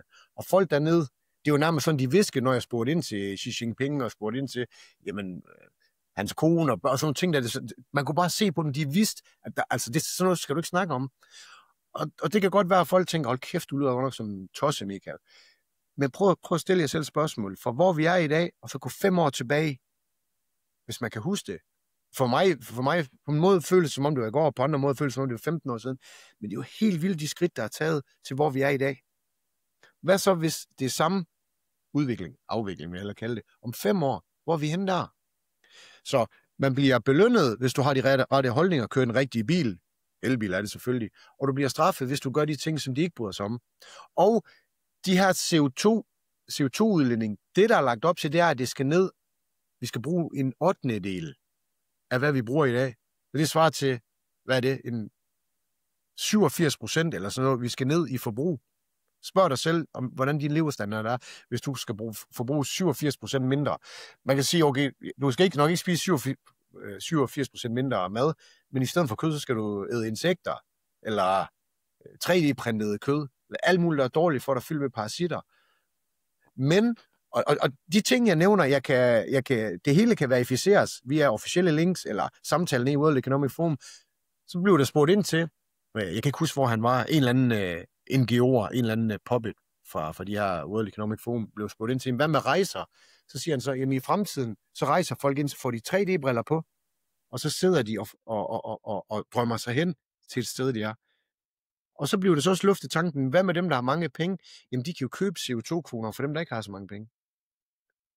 Har du set en film med Limitless med Justin Timberlake, hvor de har tid, så sælger de... Ja, den har jeg faktisk set, ja. Ja. Det er selvfølgelig ikke så drastisk, men det, at vi bytter vores tid for penge, så er der sådan nogle CBDC, som går ind på kontoen, som andre bestemmer, hvad du skal bruge til. Men det kan også være, at der er udløbsdato på den. Hvis du ikke har brugt den inden for en vis periode, det er den måde, du kan styre, om der skal være inflationært miljø eller deflationært, så kan du simpelthen bare gå ind og kode den til, jamen, dem, der ligger i den her bracket, der har den her social kreditscore, jamen, deres penge gælder kun i så lang tid. Så hver eneste wallet kan individuelt programmeres. Og det er satanet med undskyld, med fransk, det er skræmmende. Og George Orwell, han skrev jo en bog, der hedder 1984, der blev udgivet i, tror det 48 eller 49, den vil jeg anbefale folk, de læser. Og teknologien er der i dag til at håndhæve. Det var der ikke dengang. Og det har ham, der skrev Sapiens, Yuval Harari, israeler, han sagde også, at i dag humans are hackable animals, og vi har og tiden med fri vilje er over. Og det er Bill Gates og Klaus Schwabs mentor, der sidder og siger de ting her. Og Bill Gates og Klaus Schwab er ikke her vel som helst. Det er nogen, der har noget indflydelse på regeringer, sundhedspolitik, klimapolitik. Det er der, vi er på vej hen. Så CBDC, jeg kalder dem programmerbare enheder for helvede. Og det er virkelig, og hvis først man er fanget ind i det digitale helvede, jamen så kan I ikke selv købe jeres krypto, hvis I har lyst. I kan ikke få lov at købe guld. I kan få lov at købe det kød, som andre, eller det mad, som andre mener, I skal have. Og hvad er chancen for, at I går ud og kritisere nu, hvor de har, hvor de har så godt fat i ens cojones? Ja, det er også muligt at spare op i det tilfælde, ikke? Fordi det er sådan, ens opsparing kan bare forsvinde, og man kan absolut intet gøre ved det.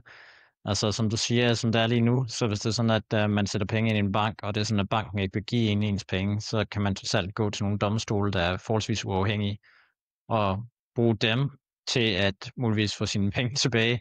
Men i det her tilfælde, altså, hvem er det, man skal gå til, hvis det er sådan, ens konto er lukket, eller hvis ens konto bliver begrænset? Det er en algoritme, der bestemmer det. Og I skal ikke tage mine ord for det. Klaus Schwab, han sad med Sergey Brin eller Larry Page fra Google og snakkede om fremtidige folketingsvalg. Jeg håber, I googler det. Der siger Klaus Schwab, at vi behøver ikke have folketingsvalg i fremtiden, fordi AI ved allerede, hvad I vil stemme på. Og der sidder selv, enten var det Sergey Brin eller Larry Page, sidder de sensoren, okay. men man kan tydeligt se, hvem er det, der dikterer slagets gang. Og så har vi alle de her folkevalgte repræsentanter, lad os bare kalde repræsentanter for os, hvilket jeg mener, de ikke er, men lad os bare kalde os det. Det er bare nyttige idioter. De sidder der for deres taburettens skyld, og fordi de ikke kan klare sig i de private. Altså man ikke sidder derinde og står model til, hvad de står model til. Så det er simpelthen, vi har nogle ikke valgte teknokrater, kommunister, hvad jeg også kalder dem, som sidder i de her NGO'er, som sidder nede i EU og FN. Og herhjemme kan vi jo bare se, altså på finansloven, meget af det er allerede aftalt. Det er, hvis ikke det er promiller, så er det få procent, vi faktisk har rygt med. Resten det er bestemt for nogen, det er bestemt for nogen, vi aldrig har stemt på. Ja, en ting omkring det er jo også, at man kan bruge det til at give som gulerod. Altså nu du snakker lidt om stikdelen, måden, hvor det er sådan, at man kan straffe de folk, som måske har de forkerte holdninger, som måske spiser for meget kød, hvis det er det, man mener, eller rejser for meget, eller måske poster content, som siger nogle ting, som ikke støtter op omkring de styrende organer. Men det kan jo også bruges i forhold til at belønne dem, der så for eksempel tager cyklen, eller dem, der så for eksempel poster en positiv meme omkring Mette Frederiksen. De kan få en højere score, og man kan jo så også bruge det her UBI, Universal Basic Income, og så for eksempel skubbe det ud. Man kan sige, at under coronatiden, så en af de ting, som var problematiske, hvis man ser på det fra den europæiske centralbank og den danske nationalbanks side, var, at det var meget svært at skubbe penge ud i systemet, fordi at den økonomiske aktivitet faldt meget hurtigt, og i forhold til den måde, som fiat-penge virker på, så er det yderst problematisk, når det er sådan, at den økonomiske aktivitet falder. Du var lidt inde på det, der er en kæmpe gældsbyrde, der hele tiden skal serviceres, og hvis det er sådan, at folk stopper med at betale deres lån, så falder hele systemet fra hinanden meget, meget hurtigt. Men det her, det giver også en ny mulighed for, at det er sådan, at man kan meget hurtigt skubbe penge ud, fordi hvis det er sådan, at alle borgere i Europa har en konto, hvor det er sådan, at man fra centralt hold for eksempel kan skubbe penge ud til alle, der nu for eksempel har opført sig ordentligt i forhold til det her, så kan man meget, meget hurtigt kreere kunstig efterspørgsel i systemet, og på den måde sende penge i cirkulation.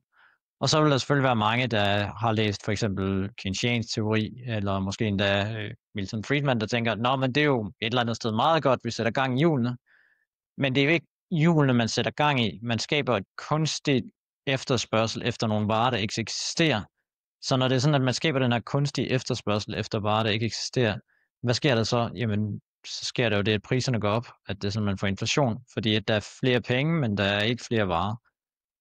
Så der er også en side af det, hvor det er sådan, at det her, det kan være med til at i endnu højere grad skabe inflation, fordi der er helt sikkert en vilje til UBI. Der er rigtig mange, der snakker positivt omkring UBI, fordi ideen det er lidt, at hvis det er sådan, at alle fik penge ind på kontoen hver måned, jamen så behøvede man ikke at kigge så meget på, om folk havde skulle forsørges eller ikke skulle forsørges, og hvor meget eller hvor lidt de arbejdede. Så man kunne ændre en stor del af systemet på den måde. Har du nogle tanker omkring UBI generelt? Ja, og med det her UBI, der kan de jo også, det kan jo komme med betingelser på, hvad du egentlig må bruge penge på. Så de politisk affilierede virksomheder, det kan være, at det er der, du får lov at bruge dem. Det kan være dem, der, altså hvis det er biler, jamen så er det elbiler, du kan få lov at købe. Hvis det er fødevarer, jamen så er det, hvad end de mener, at vi skal have. Jamen, altså, og historien viser tydeligt, at alt central planlægning, eller hvor de blander sig, det ender altid galt uden undtagelse. Så det er utrolig farligt. Og ham her, Yuval Harari, han sagde også på et tidspunkt til en journalist, hvor han blev spurgt om, at hvad skal vi gøre med alle de ekstra mennesker nu med AI, når det tager over, der er rigtig mange mennesker, der ikke har et arbejde, og så med UBI der, så hvad skal vi gøre med alle de mennesker? Så siger han, Harari der, keep them happy with drugs and video games. Det var hans seriøse svar. Og vi har før hørt, at de her type mennesker, de kalder folk for useless eaters. Altså måden, det er svært for mange her, hvis ikke man har dykket ned der, og man har set de her udtalelser, og man har studeret historien. Men der er altså mange mennesker, og det er som regel dem, der kommer på toppen i politik, og til dels også virksomheder. Det er folk, der ikke har ret meget empati med andre mennesker.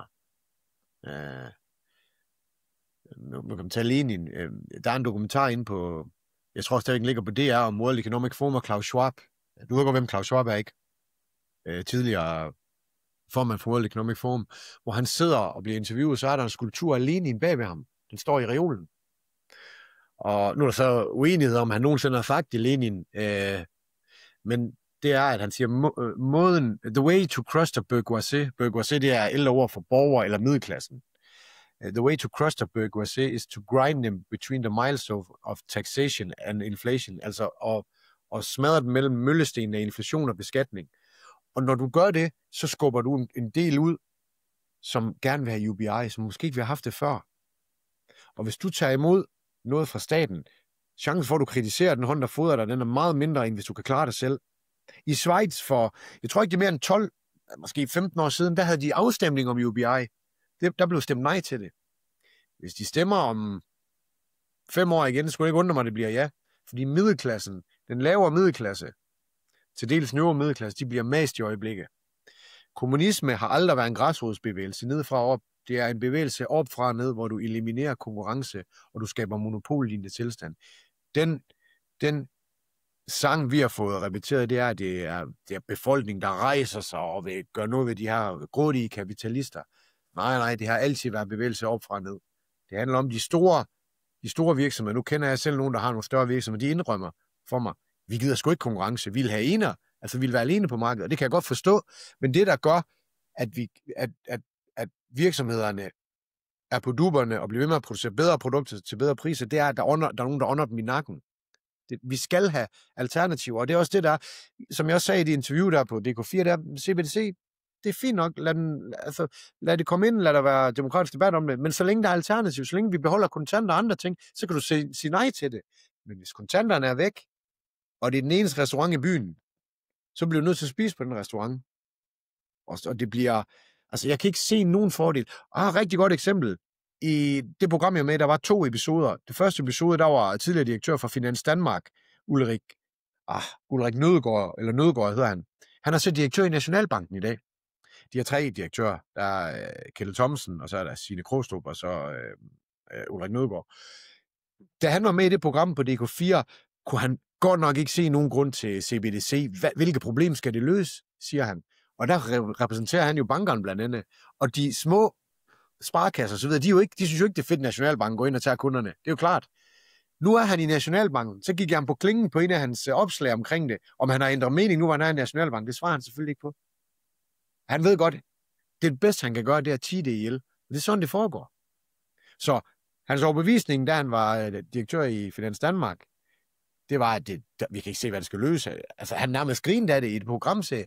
Vi kan ikke se, hvad problemet skal løse. Og det er også rigtigt. Der er ikke nogen problemer, der skal løses. Men hvis du kigger fra et teknokratisk, kommunistisk tankegang, et kontrolværktøj, så er der brug for det. Men det kan han jo ikke stå og sige. Eller det tør de ikke sige. Hvis bare vi havde en fjerde statsmagt, og vi havde nogle folk, som var idealister, som turde at kalde det for, hvad det er, det har vi ikke. Der er masser derude. Jeg ringer jo til nogle af de her økonomiske vismænd. Jeg ringer til cheføkonomer. Jeg har masser af eksempler på samtaler med dem. De er fuldstændig enige med mig, når jeg taler sammen. De anfægter ikke noget som helst. Men hvad kan vi gøre? Og, jeg tror ikke, det bliver så slemt, som du siger. Så plejer jeg at sige, tro, det er noget, du gør i kirken. Du må have i den placering, du har i banken. Det er cheføkonomer, vi snakker om, og chefstrateger.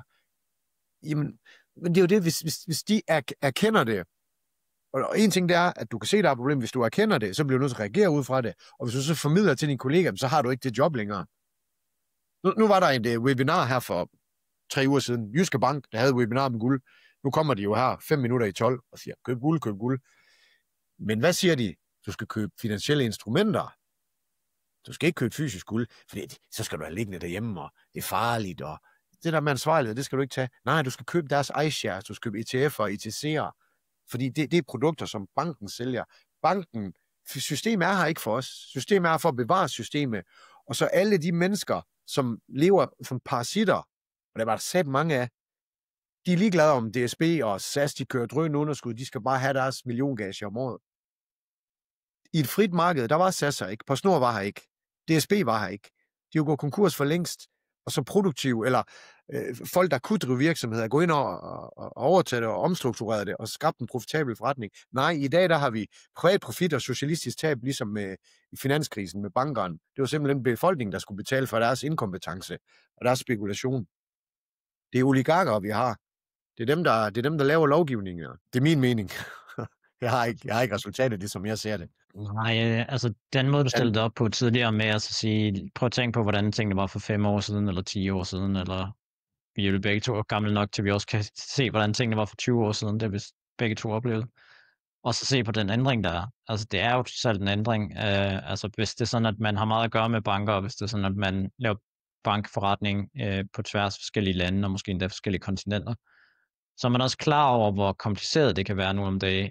Bare for eksempel at skulle åbne en bankkonto, hvis det er sådan, man for eksempel driver virksomhed, skulle få lov til at bruge sine egne penge.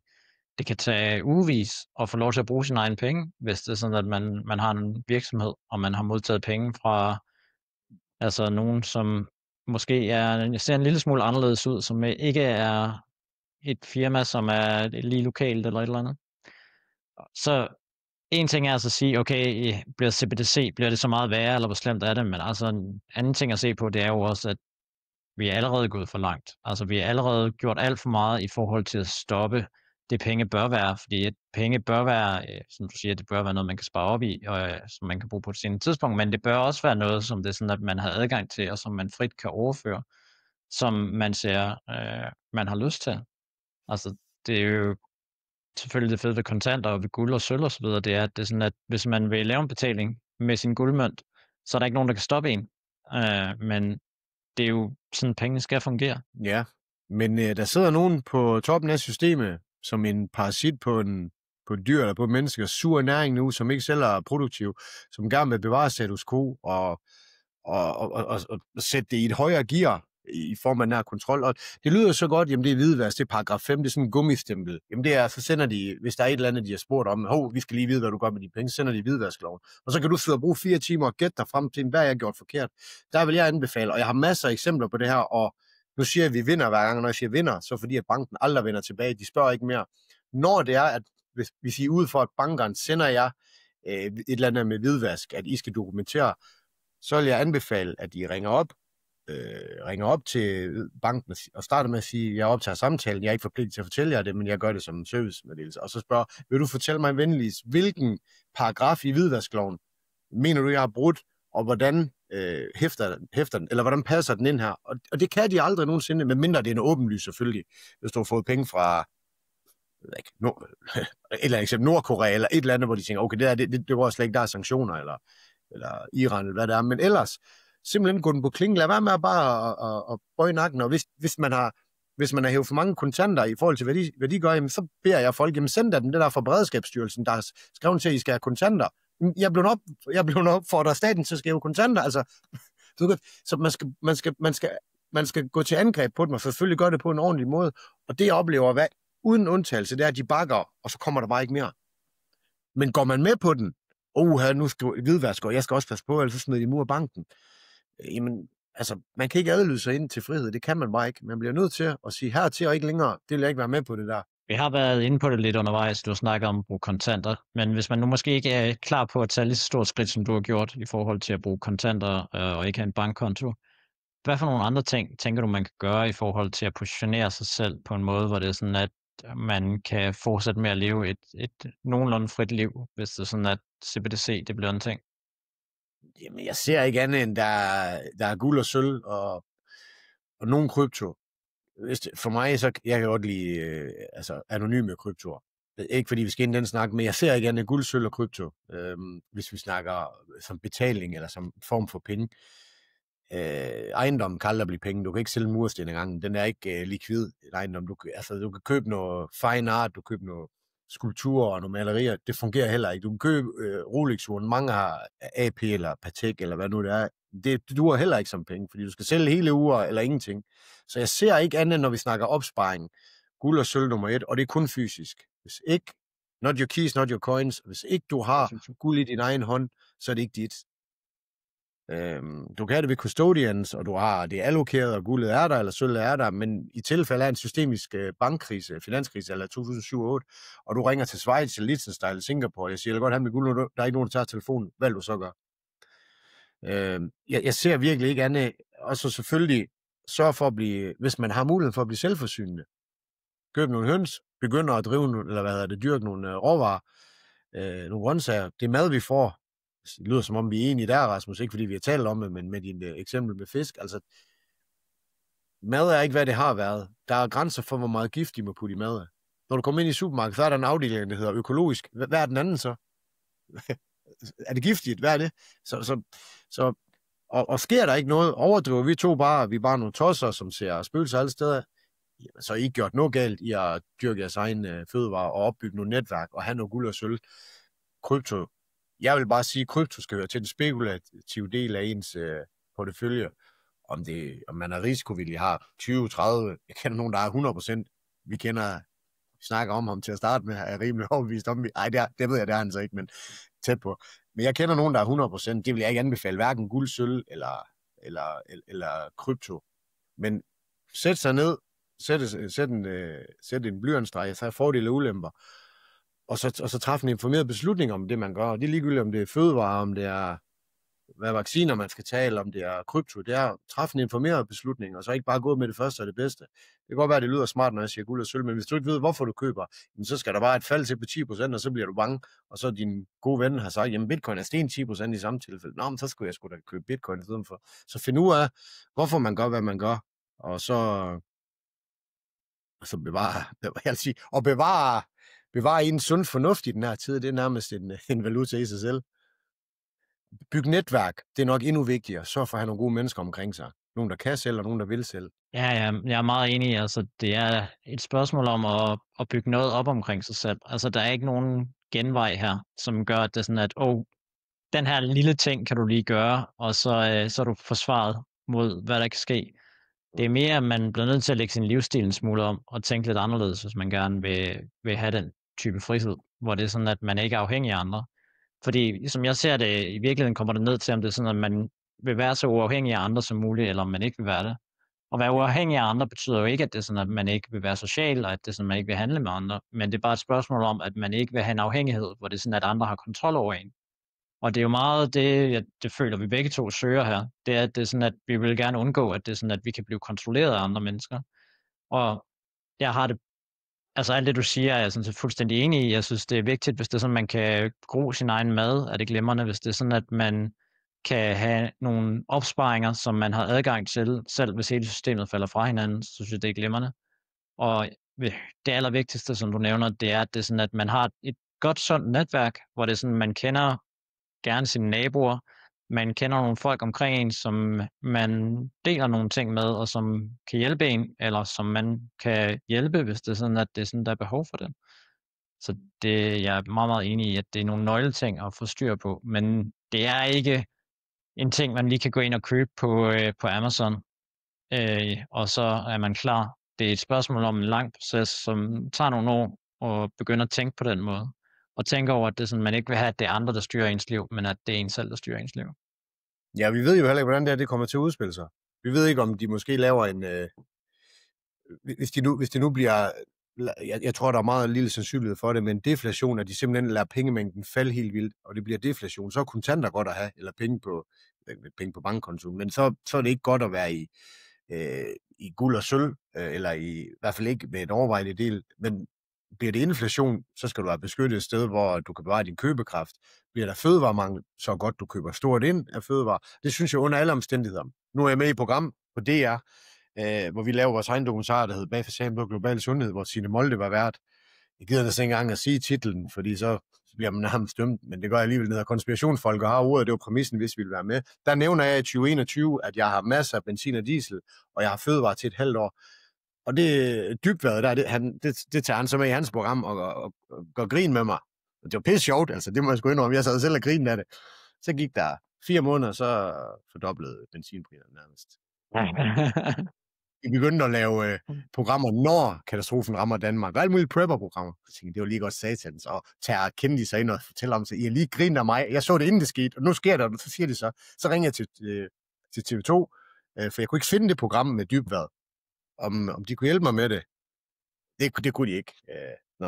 Så skrev jeg til Dybvad ind på Instagram, og han svarede prompte tilbage, og det kan du finde her. Så sagde jeg, og lige noget helt andet, i forhold til de her prisstigninger, og i forhold til det her med vaccine, for der var det begyndt at komme ud, at okay, der var mange bivirkninger. Lige en sidebemærkning. Lægemiddelstyrelsen har registreret 209.141 bivirkninger. Formodede bivirkninger til coronavacciner, og det er ikke opdateret i 2 år. Bare lige en side nu.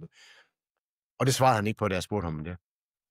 Så jeg blev gjort grin af, fordi jeg havde masser af fødevarer, og fordi jeg havde masser af benzin og diesel. Sådan har jeg levet siden 2010. Jeg synes, det er sundt fornuftigt. Jeg spiser alligevel maden.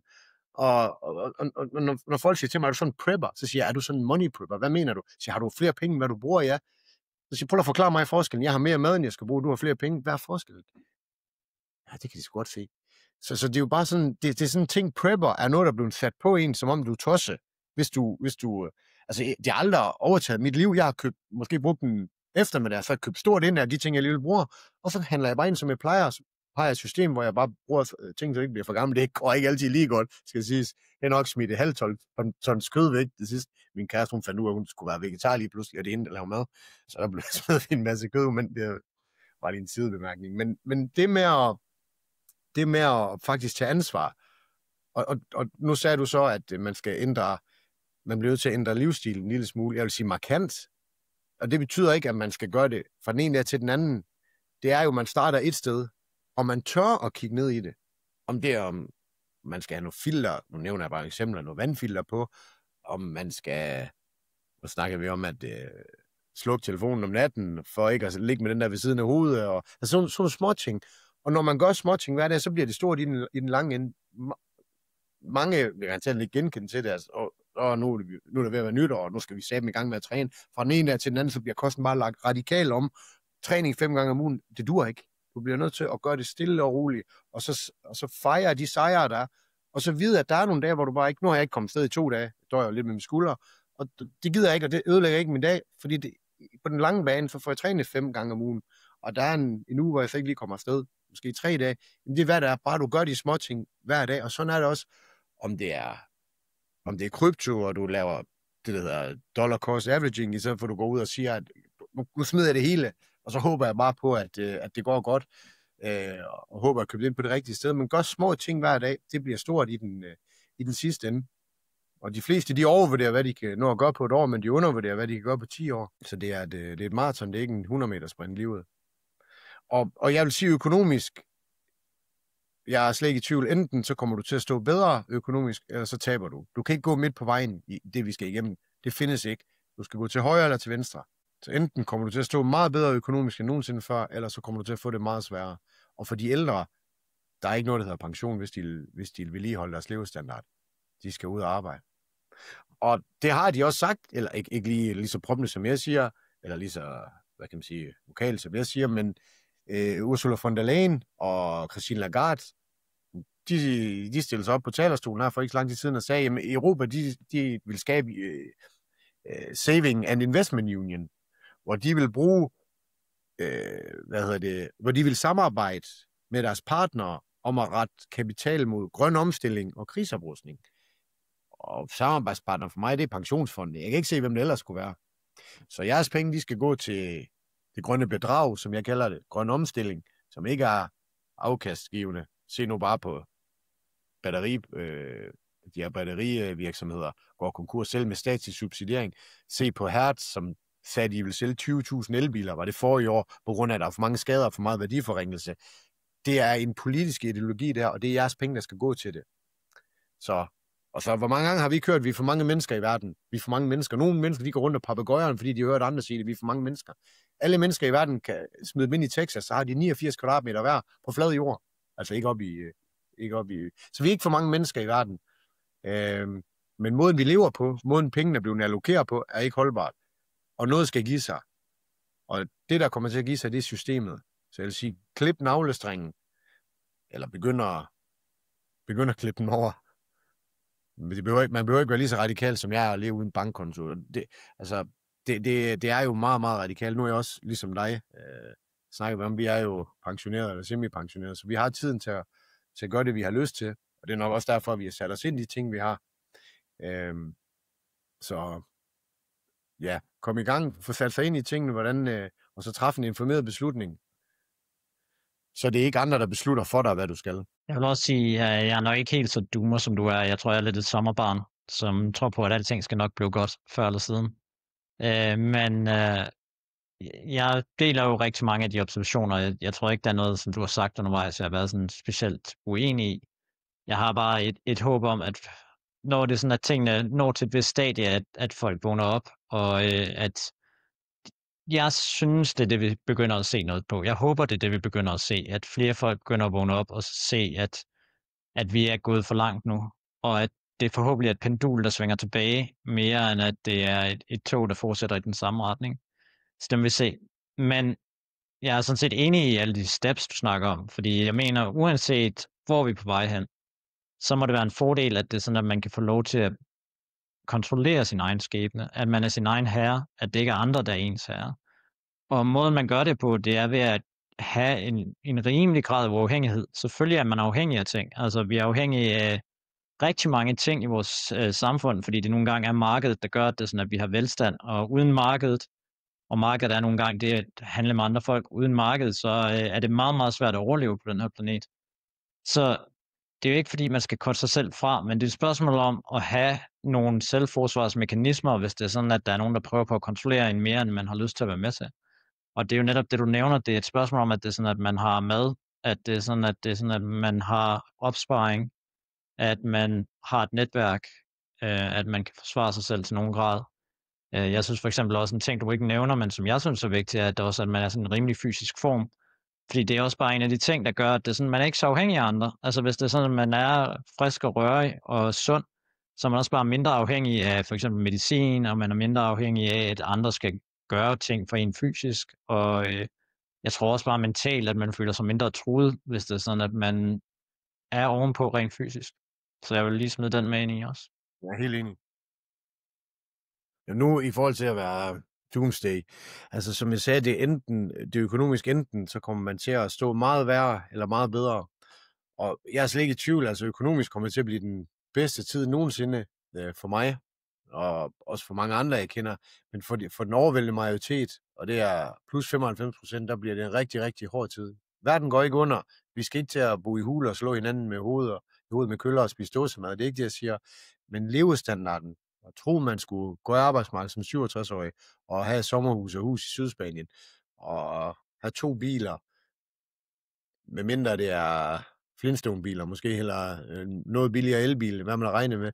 levestandarden kommer til at falde. Det er jeg overbevist om, vi kommer til at have vedvarende høj inflation. Det skal siges, i 21, der ringede jeg til Nationalbanken, jeg ringede til ATP, jeg har lagt op korrespondancen, jeg ringede til cheføkonomer, jeg sagde, at det her, den monetære politik, der bliver født, de her manipulerede lave renter og QE-programmer, quantitative easing, for dem, der ikke kender det, hvor centralbankerne går ind og blander sig i obligationsmarkedet med nye penge, der ikke fandtes før, og presser renten ned og obligationspriserne op. Det her, det kan kun ind i meget, meget høje prisstigninger. Og der var, så vidt jeg ved, ikke en eneste mainstream-økonom i verden, der så det. Ikke en. Og det kan ikke passe, der er ikke nogen af dem, der godt kunne se det, men de formidlede det i hvert fald ikke. Og jeg havde troet, at QE-programmerne igen var blevet implementeret, men det er kun spørgsmål om når. Så den inflation, vi så top i Danmark på 10,1% i oktober 22, USA var 9,1, de kommer til at være langt højere. De kommer nok til at ændre spillets regler, altså hvordan man opgør det, men almindelige mennesker, som handler ind, som jeg sagde før, der har en øjne og en hjerne og bruger begge dele, kan godt se, at priserne stiger ikke med 1,5-2% om året. Det er en løgn, det er en kæmpe løgn. Og det kommer til at være meget hårdere. Hvis ikke du kan forøge din indkomst, din løn i tilsvarende grad, så kommer du til at stå på et værre sted, end du gør i dag. Og jeg er slet ikke i tvivl om, at inflation bliver vejen, der bliver valgt. Fordi deflation, det er det værste, der kan ske for Ja, det er umuligt. I det nuværende system, du kan ikke have deflation i ret lang tid, før hele systemet kollapser. På grund af den gældsbyrde der.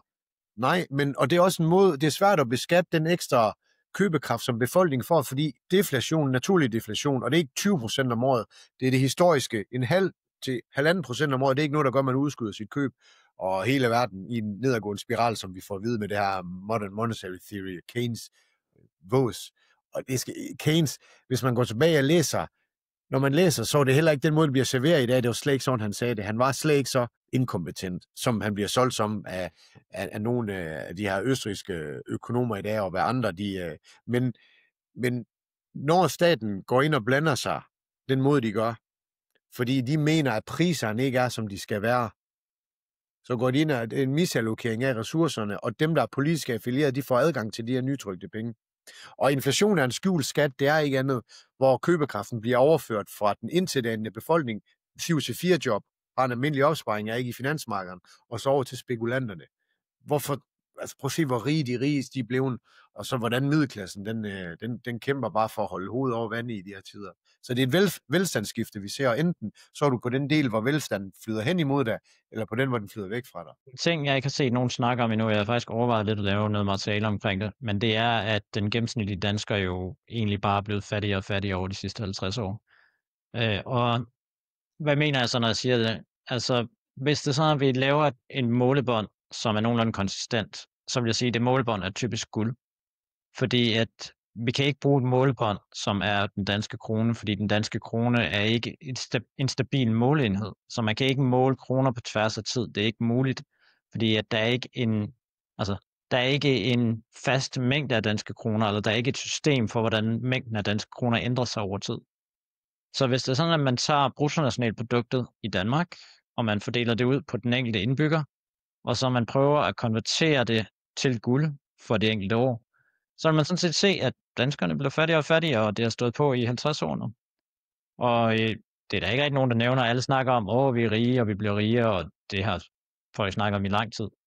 Men det er jo kun fordi, at det er sådan, vi har et målbånd, der ikke fungerer, kombineret med, at vi har haft nogle helt enorme teknologiske landvindinger. Dels har vi haft omkring selvfølgelig internet og computer osv., som har været med til at gøre, at det, sådan, at det har givet nogle produktivitetsforbedringer. Dels så har vi ødelagt vores mad, hvor det er sådan, at vi i stedet for at spise kvalitetmad, er begyndt at spise mad af en meget lav kvalitet, som er langt billigere. Så hvis det er sådan, at vi rent faktisk kigger på det, så ved vi det jo også godt. Altså vi ved jo også godt, i hvert fald i min familie, så ved jeg, at min farfar, han arbejdede som den eneste. Min farmor, hun gik derhjemme, og han havde et ganske almindeligt funktionærjob. Fint funktionærjob, det var slet ikke det, men det var ikke fordi, at det var sådan, han var direktør et eller andet sted. Altså det var jo sådan en mellemlederjob. 4 børn, både campingvogn, bil. Det var standarden dengang. Det er i hvert fald svært at gøre i dag på en almindelig funktionærløn. Så altså, som jeg ser det, så er sandheden bare, at vi er blevet fattigere, men teknologien har bare gjort det, sådan det kan blive skjult sammen med fiatpenge. Og sammen med, at folk har kunnet grave sig ned i dybere og dybere hul gældsmæssigt. Så det er på låntid. Så gælden er jo Danmark sammen med Holland og Schweiz. Jeg mener Schweiz nummer 1, og så Holland, eller Danmark nummer 2, eller Holland, er de mest gældsatte lande i verden. Målt per indbygger. Så det er en kæmpe boble, og når den springer, så er der rigtig meget luft, der skal ud. Men lige tilbage til din point der på guld. Jyske Bank, de havde en artikel ude, det var deres cheføkonom, Frederik Eklund, tror jeg han hedder, hvor han skriver i den artikel, at guld er en elendig måde at bevare sin købekraft på. Skrev han. Og så skrev jeg så både til ham privat, fordi jeg så, han ikke var på Facebook, jeg skrev også på artiklen, så spurgte jeg så, da Federal Reserve blev skabt i 1913, der kostede guld $20.67 per ounce. Det samme ounce koster over $4.000 i dag. Dollaren har tabt 99,5% på cirka 100 år. Sammen med kronen, euroen er så ikke så gammel. Så spurgte jeg ham så, med din egen rationale, vil det sige, at den danske krone, euroen og dollaren er elendige måder at bevare købekraft på? Du kan ikke få dem til at svare på sådan et simpelt spørgsmål. Lad os være enige om, vi er uenige, skriver han så til mig. Hvis man skriver det, så efter til. Jeg brugte halvanden time på at skrive et langt, og jeg skriver altid høfligt og pænt. Jeg går ikke ud og skriver, at du fatter ingenting. Så jeg skriver høfligt. Men man kan ikke få den, lad os være enige om, vi er uenige. Så der er tidspunkter fra 1980 til 1999, der var guld. Ikke et godt tidspunkt at være i. Bitcoin var heller ikke særlig godt fra... nu skal jeg passe på. I er meget skarpe, som jeg er på det. Men der er også halvår eller helt år, hvor Bitcoin er ikke et godt sted at være. Men hvis du tager fra 1971, hvor man gik væk fra guldstandard midlertidigt, der kostede guld 35, cirka $40 per ounce. I 1980 var vi oppe på 850, og i 1999 var vi på 250. Så vi skal huske fra 1971, $35 eller $40 til 250. Det er også ganske udmærket. Men folk, de vil ofte sammenligne guld med S&P og Nasdaq og så videre. Det er forkert, guld af penge, men hvis vi så bare måler det fra guld blev fritflydende i 1967, for det er forkert at måle guld før det, når det er de facto penge, så skal du ikke måle det mod en aktivklasse. Men der har guld outperformet S&P i hele perioden på nær i .com-ræset der i slut 90'erne og start 0'erne, og så lige i 2020, der fik guld og sølv ordentligt hak, ligesom pandemierklæring, og der er aktierne, de rød op, eller i vejret, men ellers i hele perioden nominel stigning. Vi snakker ikke at akkumulere med udbytte, der er investeret, men bare i nominel stigning har guld outperformet. Og det påpegede han så også, og der havde jeg allerede skrevet, men hvis vi skal akkumulere med, altså udbyttet, geninvestere, så skal vi også have, at guld kan du få op til 7% i leasing, og i de fleste lande er guld skattefri efter 1 års ejerskab. Hvis du er i Tyskland, har du haft krypto i 1 år i 1 dag, har du haft guld i 1 år i 1 dag, du ikke har tradet, så er du skattefri. Så det er rimelig godt klaret af guld, som bare er et kedeligt metal, som ikke gør en skid, ikke kan en skid, men det alligevel bevarer din købekraft og outperformer nominelt Standard & Poor's 500. Ja, og jeg vil også sige, omkring aktiemarkedet, så er det også meget nemt at tage nogle tal og tage nogle tidsperioder, som lige matcher et eller andet.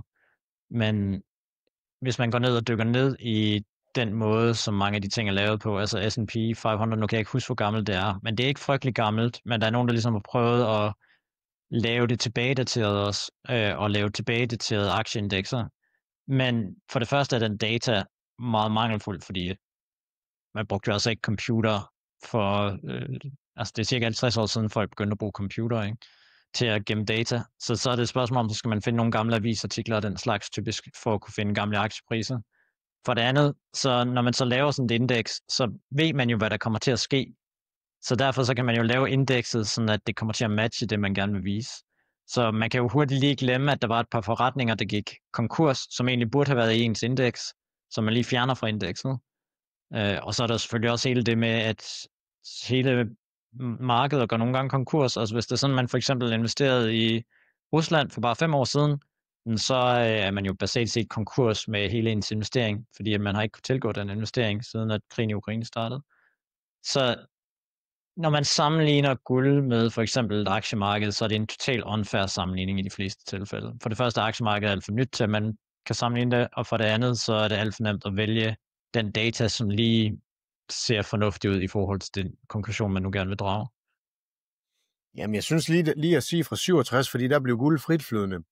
og hvis man skal sammenligne, så er det ikke noget at gå tilbage til slutningen af 1800-tallet, men du skal tage fra den dag, hvor guld blev fritflydende, hvor det havde en pris afhængig af, hvad folk de handlede det. Det var det jo før, det var det jo bundet på de der $35 per ounce, og i en periode fra 1813 og helt frem til starten af 1900-tallet, der lå det og kostede omkring $1 eller 18 og 93 cent. Det bevægede sig ikke. Det, der fik lov at bevæge sig, det var priserne.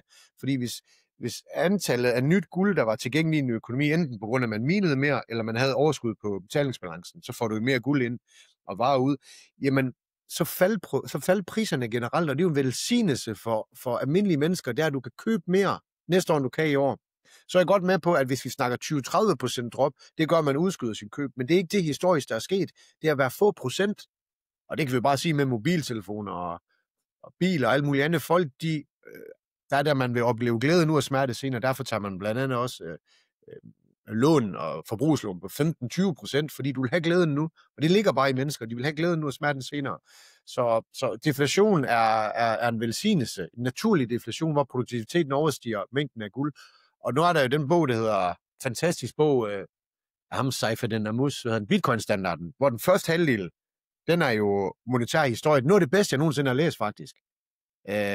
Og så Bitcoin sidste halvdel, men fantastiske eksempler, han kommer med på den her, kan jeg ikke huske, hvad han kalder det, men hvor meget nyt guld, der kommer på markedet, hvor lidt det egentlig betyder i forhold til den mængde, der er, fordi vi forbruger ikke guld, som vi forbruger sølv, blandt andet. Derfor ja, så stock-to-flow ratio. Stock-to-flow ratio, ja, præcis, ja.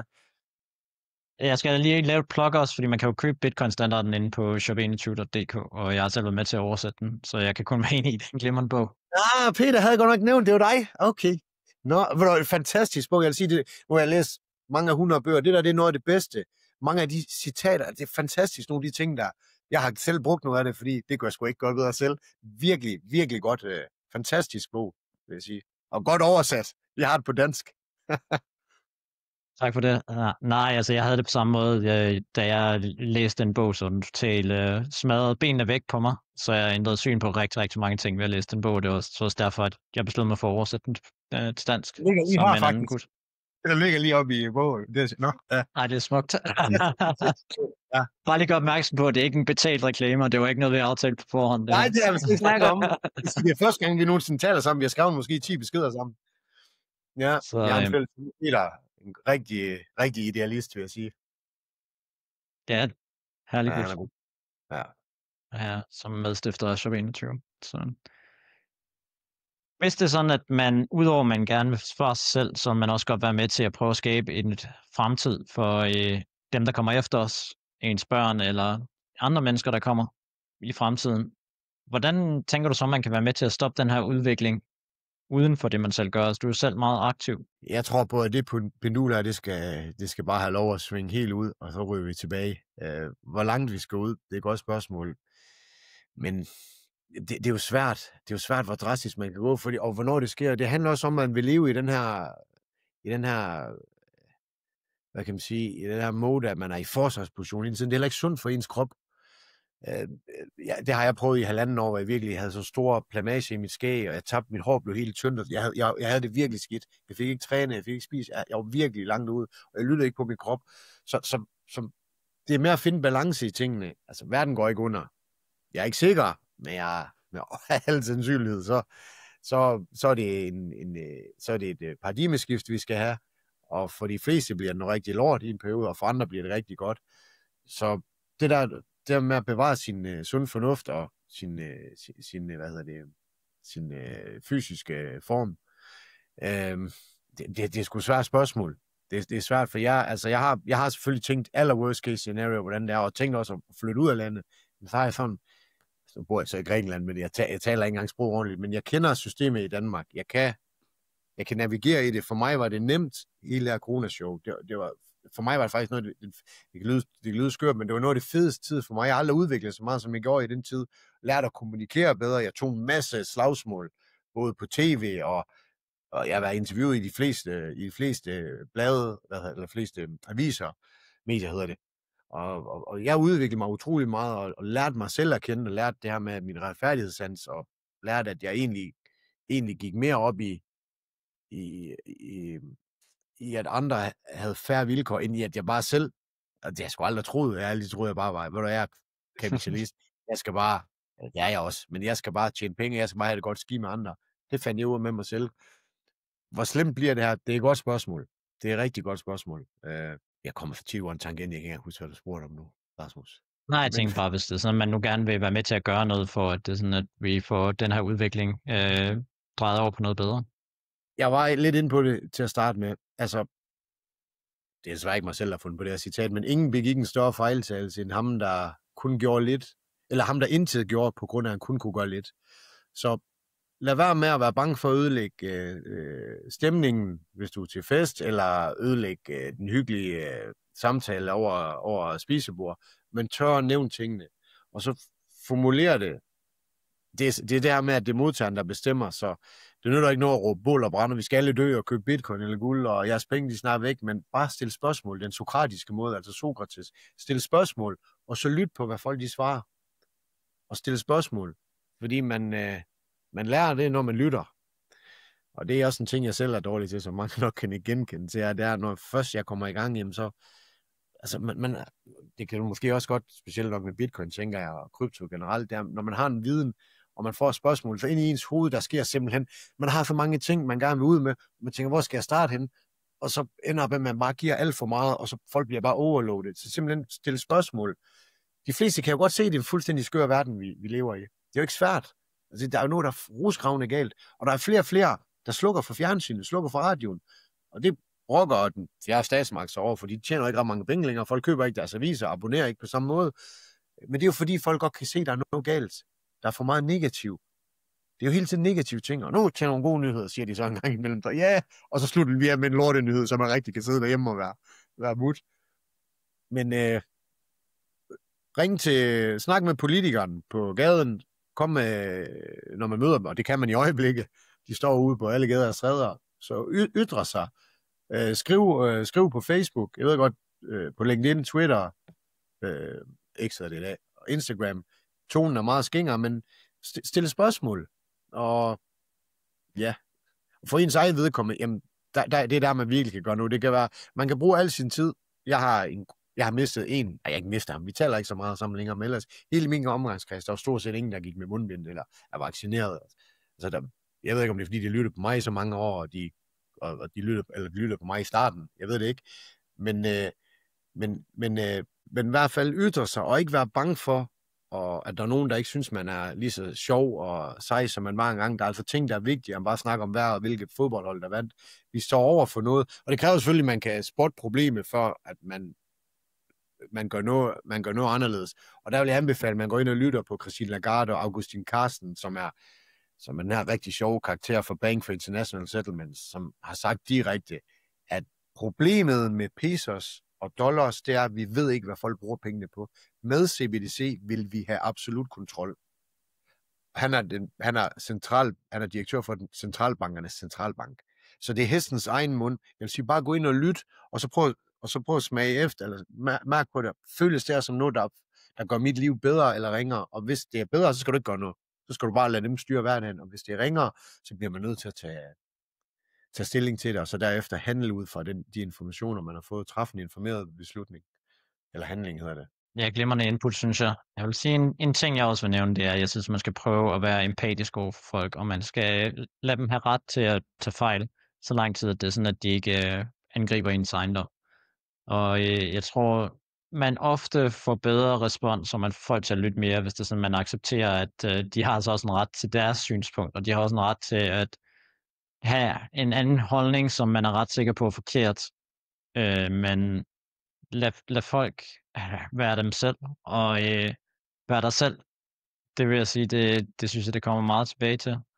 Hvis det er sådan, vi respekterer hinanden som individer, det er det første skridt i forhold til at få et bedre liv, og i forhold til at få en bedre omgangskreds. Ja, og det her med at respektere folks meninger, altså, okay, jeg kan huske, hvad det er Voltaire, der sagde, at jeg vil bekæmpe dine meninger, men jeg vil dø for din ret til at have dem. Og det er et af de stærkeste citater, jeg har hørt, og det er også, og det er jo, man kan jo ikke, når man kritiserer systemet for at tage vores ytringsfrihed fra os, eller regime, vil jeg nærmest hellere kalde de her regeringer, der er rundt omkring, så duer det jo ikke, at vi selv angriber folk, som er kritiske over for os, så man bliver nødt til at behandle andre. Så det er jeg fuldstændig enig med. Behandle andre, som du selv vil behandles. Og så bare vide, at de kommer fra et sted, hvor det kan godt lyde som om, at vi har svaret, og vi har sandheden, men at folk, de kommer fra et sted, hvor de ikke ved bedre. De har ikke sat sig ind i CBDC. De har ikke sat sig ind i, hvad der bliver muliggjort. De har ikke sat sig ind i, hvordan vi bare er blevet kørt rundt i managen på løgne de sidste 5 år. Især med corona, som har forandret så meget i spillet. Det var katalysatoren til, at de kunne få sat alt det andet i gang, som jeg ser det. Det var hele coronashowet. Så man bliver nødt til at sætte sig ind i, hvad der er sket, og så også, hvor vi er på vej hen. Fordi gør du ikke det, jamen så bliver du bare en brik i spillet, så kommer du til at gøre, hvad der er nemmest. Og hvad der er nemmest, det er jo bare at få dit MitID, biometrisk ID, få din social credit score, få din elbil, og spise insekter, hvad det ellers er, de vil have. Jeg er ikke fan, kan der man nok gøre. Er der flere ting, du synes, vi skal omkring i den her snak? Ja, jeg synes, vi har været godt omkring, og jeg håber, at folk, de vil, nu har jeg opfordret til, at man går ind og ser nogle link, og man ser nogle dokumentarer, det er, at man tænker, alt hvad han siger ham, Michael, der, det lyder fuldstændig tosset. Jeg vil gå ind og bevise, at han tager fejl. Det håber jeg, folk, det er måden, de ser på det. Folk skal ikke tro på noget som helst, hvad jeg siger. Så spørger jeg selv, har I nogensinde hørt en politiker sige det her før?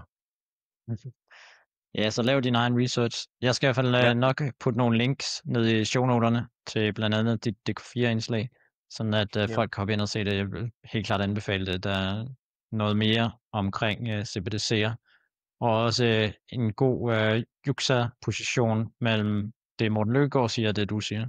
Ja, jeg skal selvfølgelig nok også sørge for, at det her interview det kommer godt ud, og folk kan følge jeres arbejde.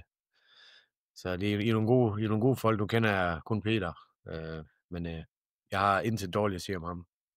Han er idealist. Der er brug for nogle flere idealister i det land her. Hvis der er én ting, systemet havde, er det så det mand med en sag, der ikke kan købes, som står fast ved sine idealer. Og dem er der ikke mange af, som jeg ser det. Og det koster. Det kommer til at koste på en måde. Det kan være, at det er venskaber. Det kan være, at det er pengepunkten, fordi at dine kunder ikke vil lave forretning med dig. Det kan være, at det er dine arbejdsgiver, som synes, at du mener det forkerte. Men altså... Men der er også meget vundet. Nu siger du, at det kan godt være, at der er nogle ting, der forsvinder, men der er også mange ting, der kommer ind. Altså, jeg har fået utrolig mange meget tætte og nære venskaber igennem det her. Altså, de venner, jeg har fået her, er nogle folk, som jeg virkelig føler, jeg kan stole på, og som jeg har rigtig meget fælles med. Og det har jo været fantastisk. Ja. Når en dør er lukket, så åbnes en ny. Så ja, jeg håber, at folk synes, det var spændende, og ja, vær kritisk på alt, hvad jeg har sagt. Gå ind og undersøg det, og I må hellere gerne skrive til mig. LinkedIn eller Facebook, det er der, jeg er mest aktiv. Ja, i hvert fald tak, fordi at du var med i dag, og også tak, fordi at du laver sådan et stort stykke arbejde i forhold til at være ude og kæmpe stort set hver dag på forumer og på gaden og omkring Folketinget. Jeg synes, det er virkelig fedt, at du gider lægge så meget af dit liv ind i det her, for at prøve at gøre Danmark og verden til et bedre sted. En lille sag i gang. Det er dejligt at se, ja. Så jeg håber, at vi får en god snak en gang i fremtiden igen. Ja, tak for det, Rasmus. Og tak fordi at du inviterer mig ind og hellere gerne. Jeg synes, det var informativt. Jeg synes, det var rigtig godt. Du kommer med nogle rigtig gode guldkorn også, så man kan høre, at du har sat det ind i sagerne. Det er fedt. Og som du nævnte, man kan finde dig på LinkedIn, og hvor ellers var det, man kan finde dig? Facebook. Twitter okay, eller fået gang i, men LinkedIn og Facebook. Ja, jeg smider også de links ned i shownoterne, så man kan finde dig der. Tak fordi du lyttede med derude. Hvis du også mener, at individuel frihed er vigtigt, så vil jeg da foreslå, at du subscriber til den her kanal, fordi at det er noget, vi snakker rigtig meget om. Udover at vi selvfølgelig snakker om Bitcoin, som vi har været inde på, men det er det her, vi arbejder på. Det er sådan, at man får værktøjerne til at tage ansvar for sit eget liv, og at vi kan få et samfund, hvor det er sådan, at vi har mere individuel frihed, og hvor det er sådan, at vi kan leve fredeligt i samme eksistens. Hvis det er sådan, at den her episode var god, så vil jeg da rigtig gerne have, at du giver den en like, og selvfølgelig deler den med andre. Og hvis det er sådan, at du har nogle kommentarer til det her, så smid endelig en kommentar nedenfor i kommentarfeltet. Jeg tjekker dem altid ud og er klar på at svare, og jeg kan også eventuelt lade Michael vide, hvis det er sådan, at de har nogle spørgsmål til ham, så I kan også bare smide dem dernede. Tak fordi du lyttede med. Genhør.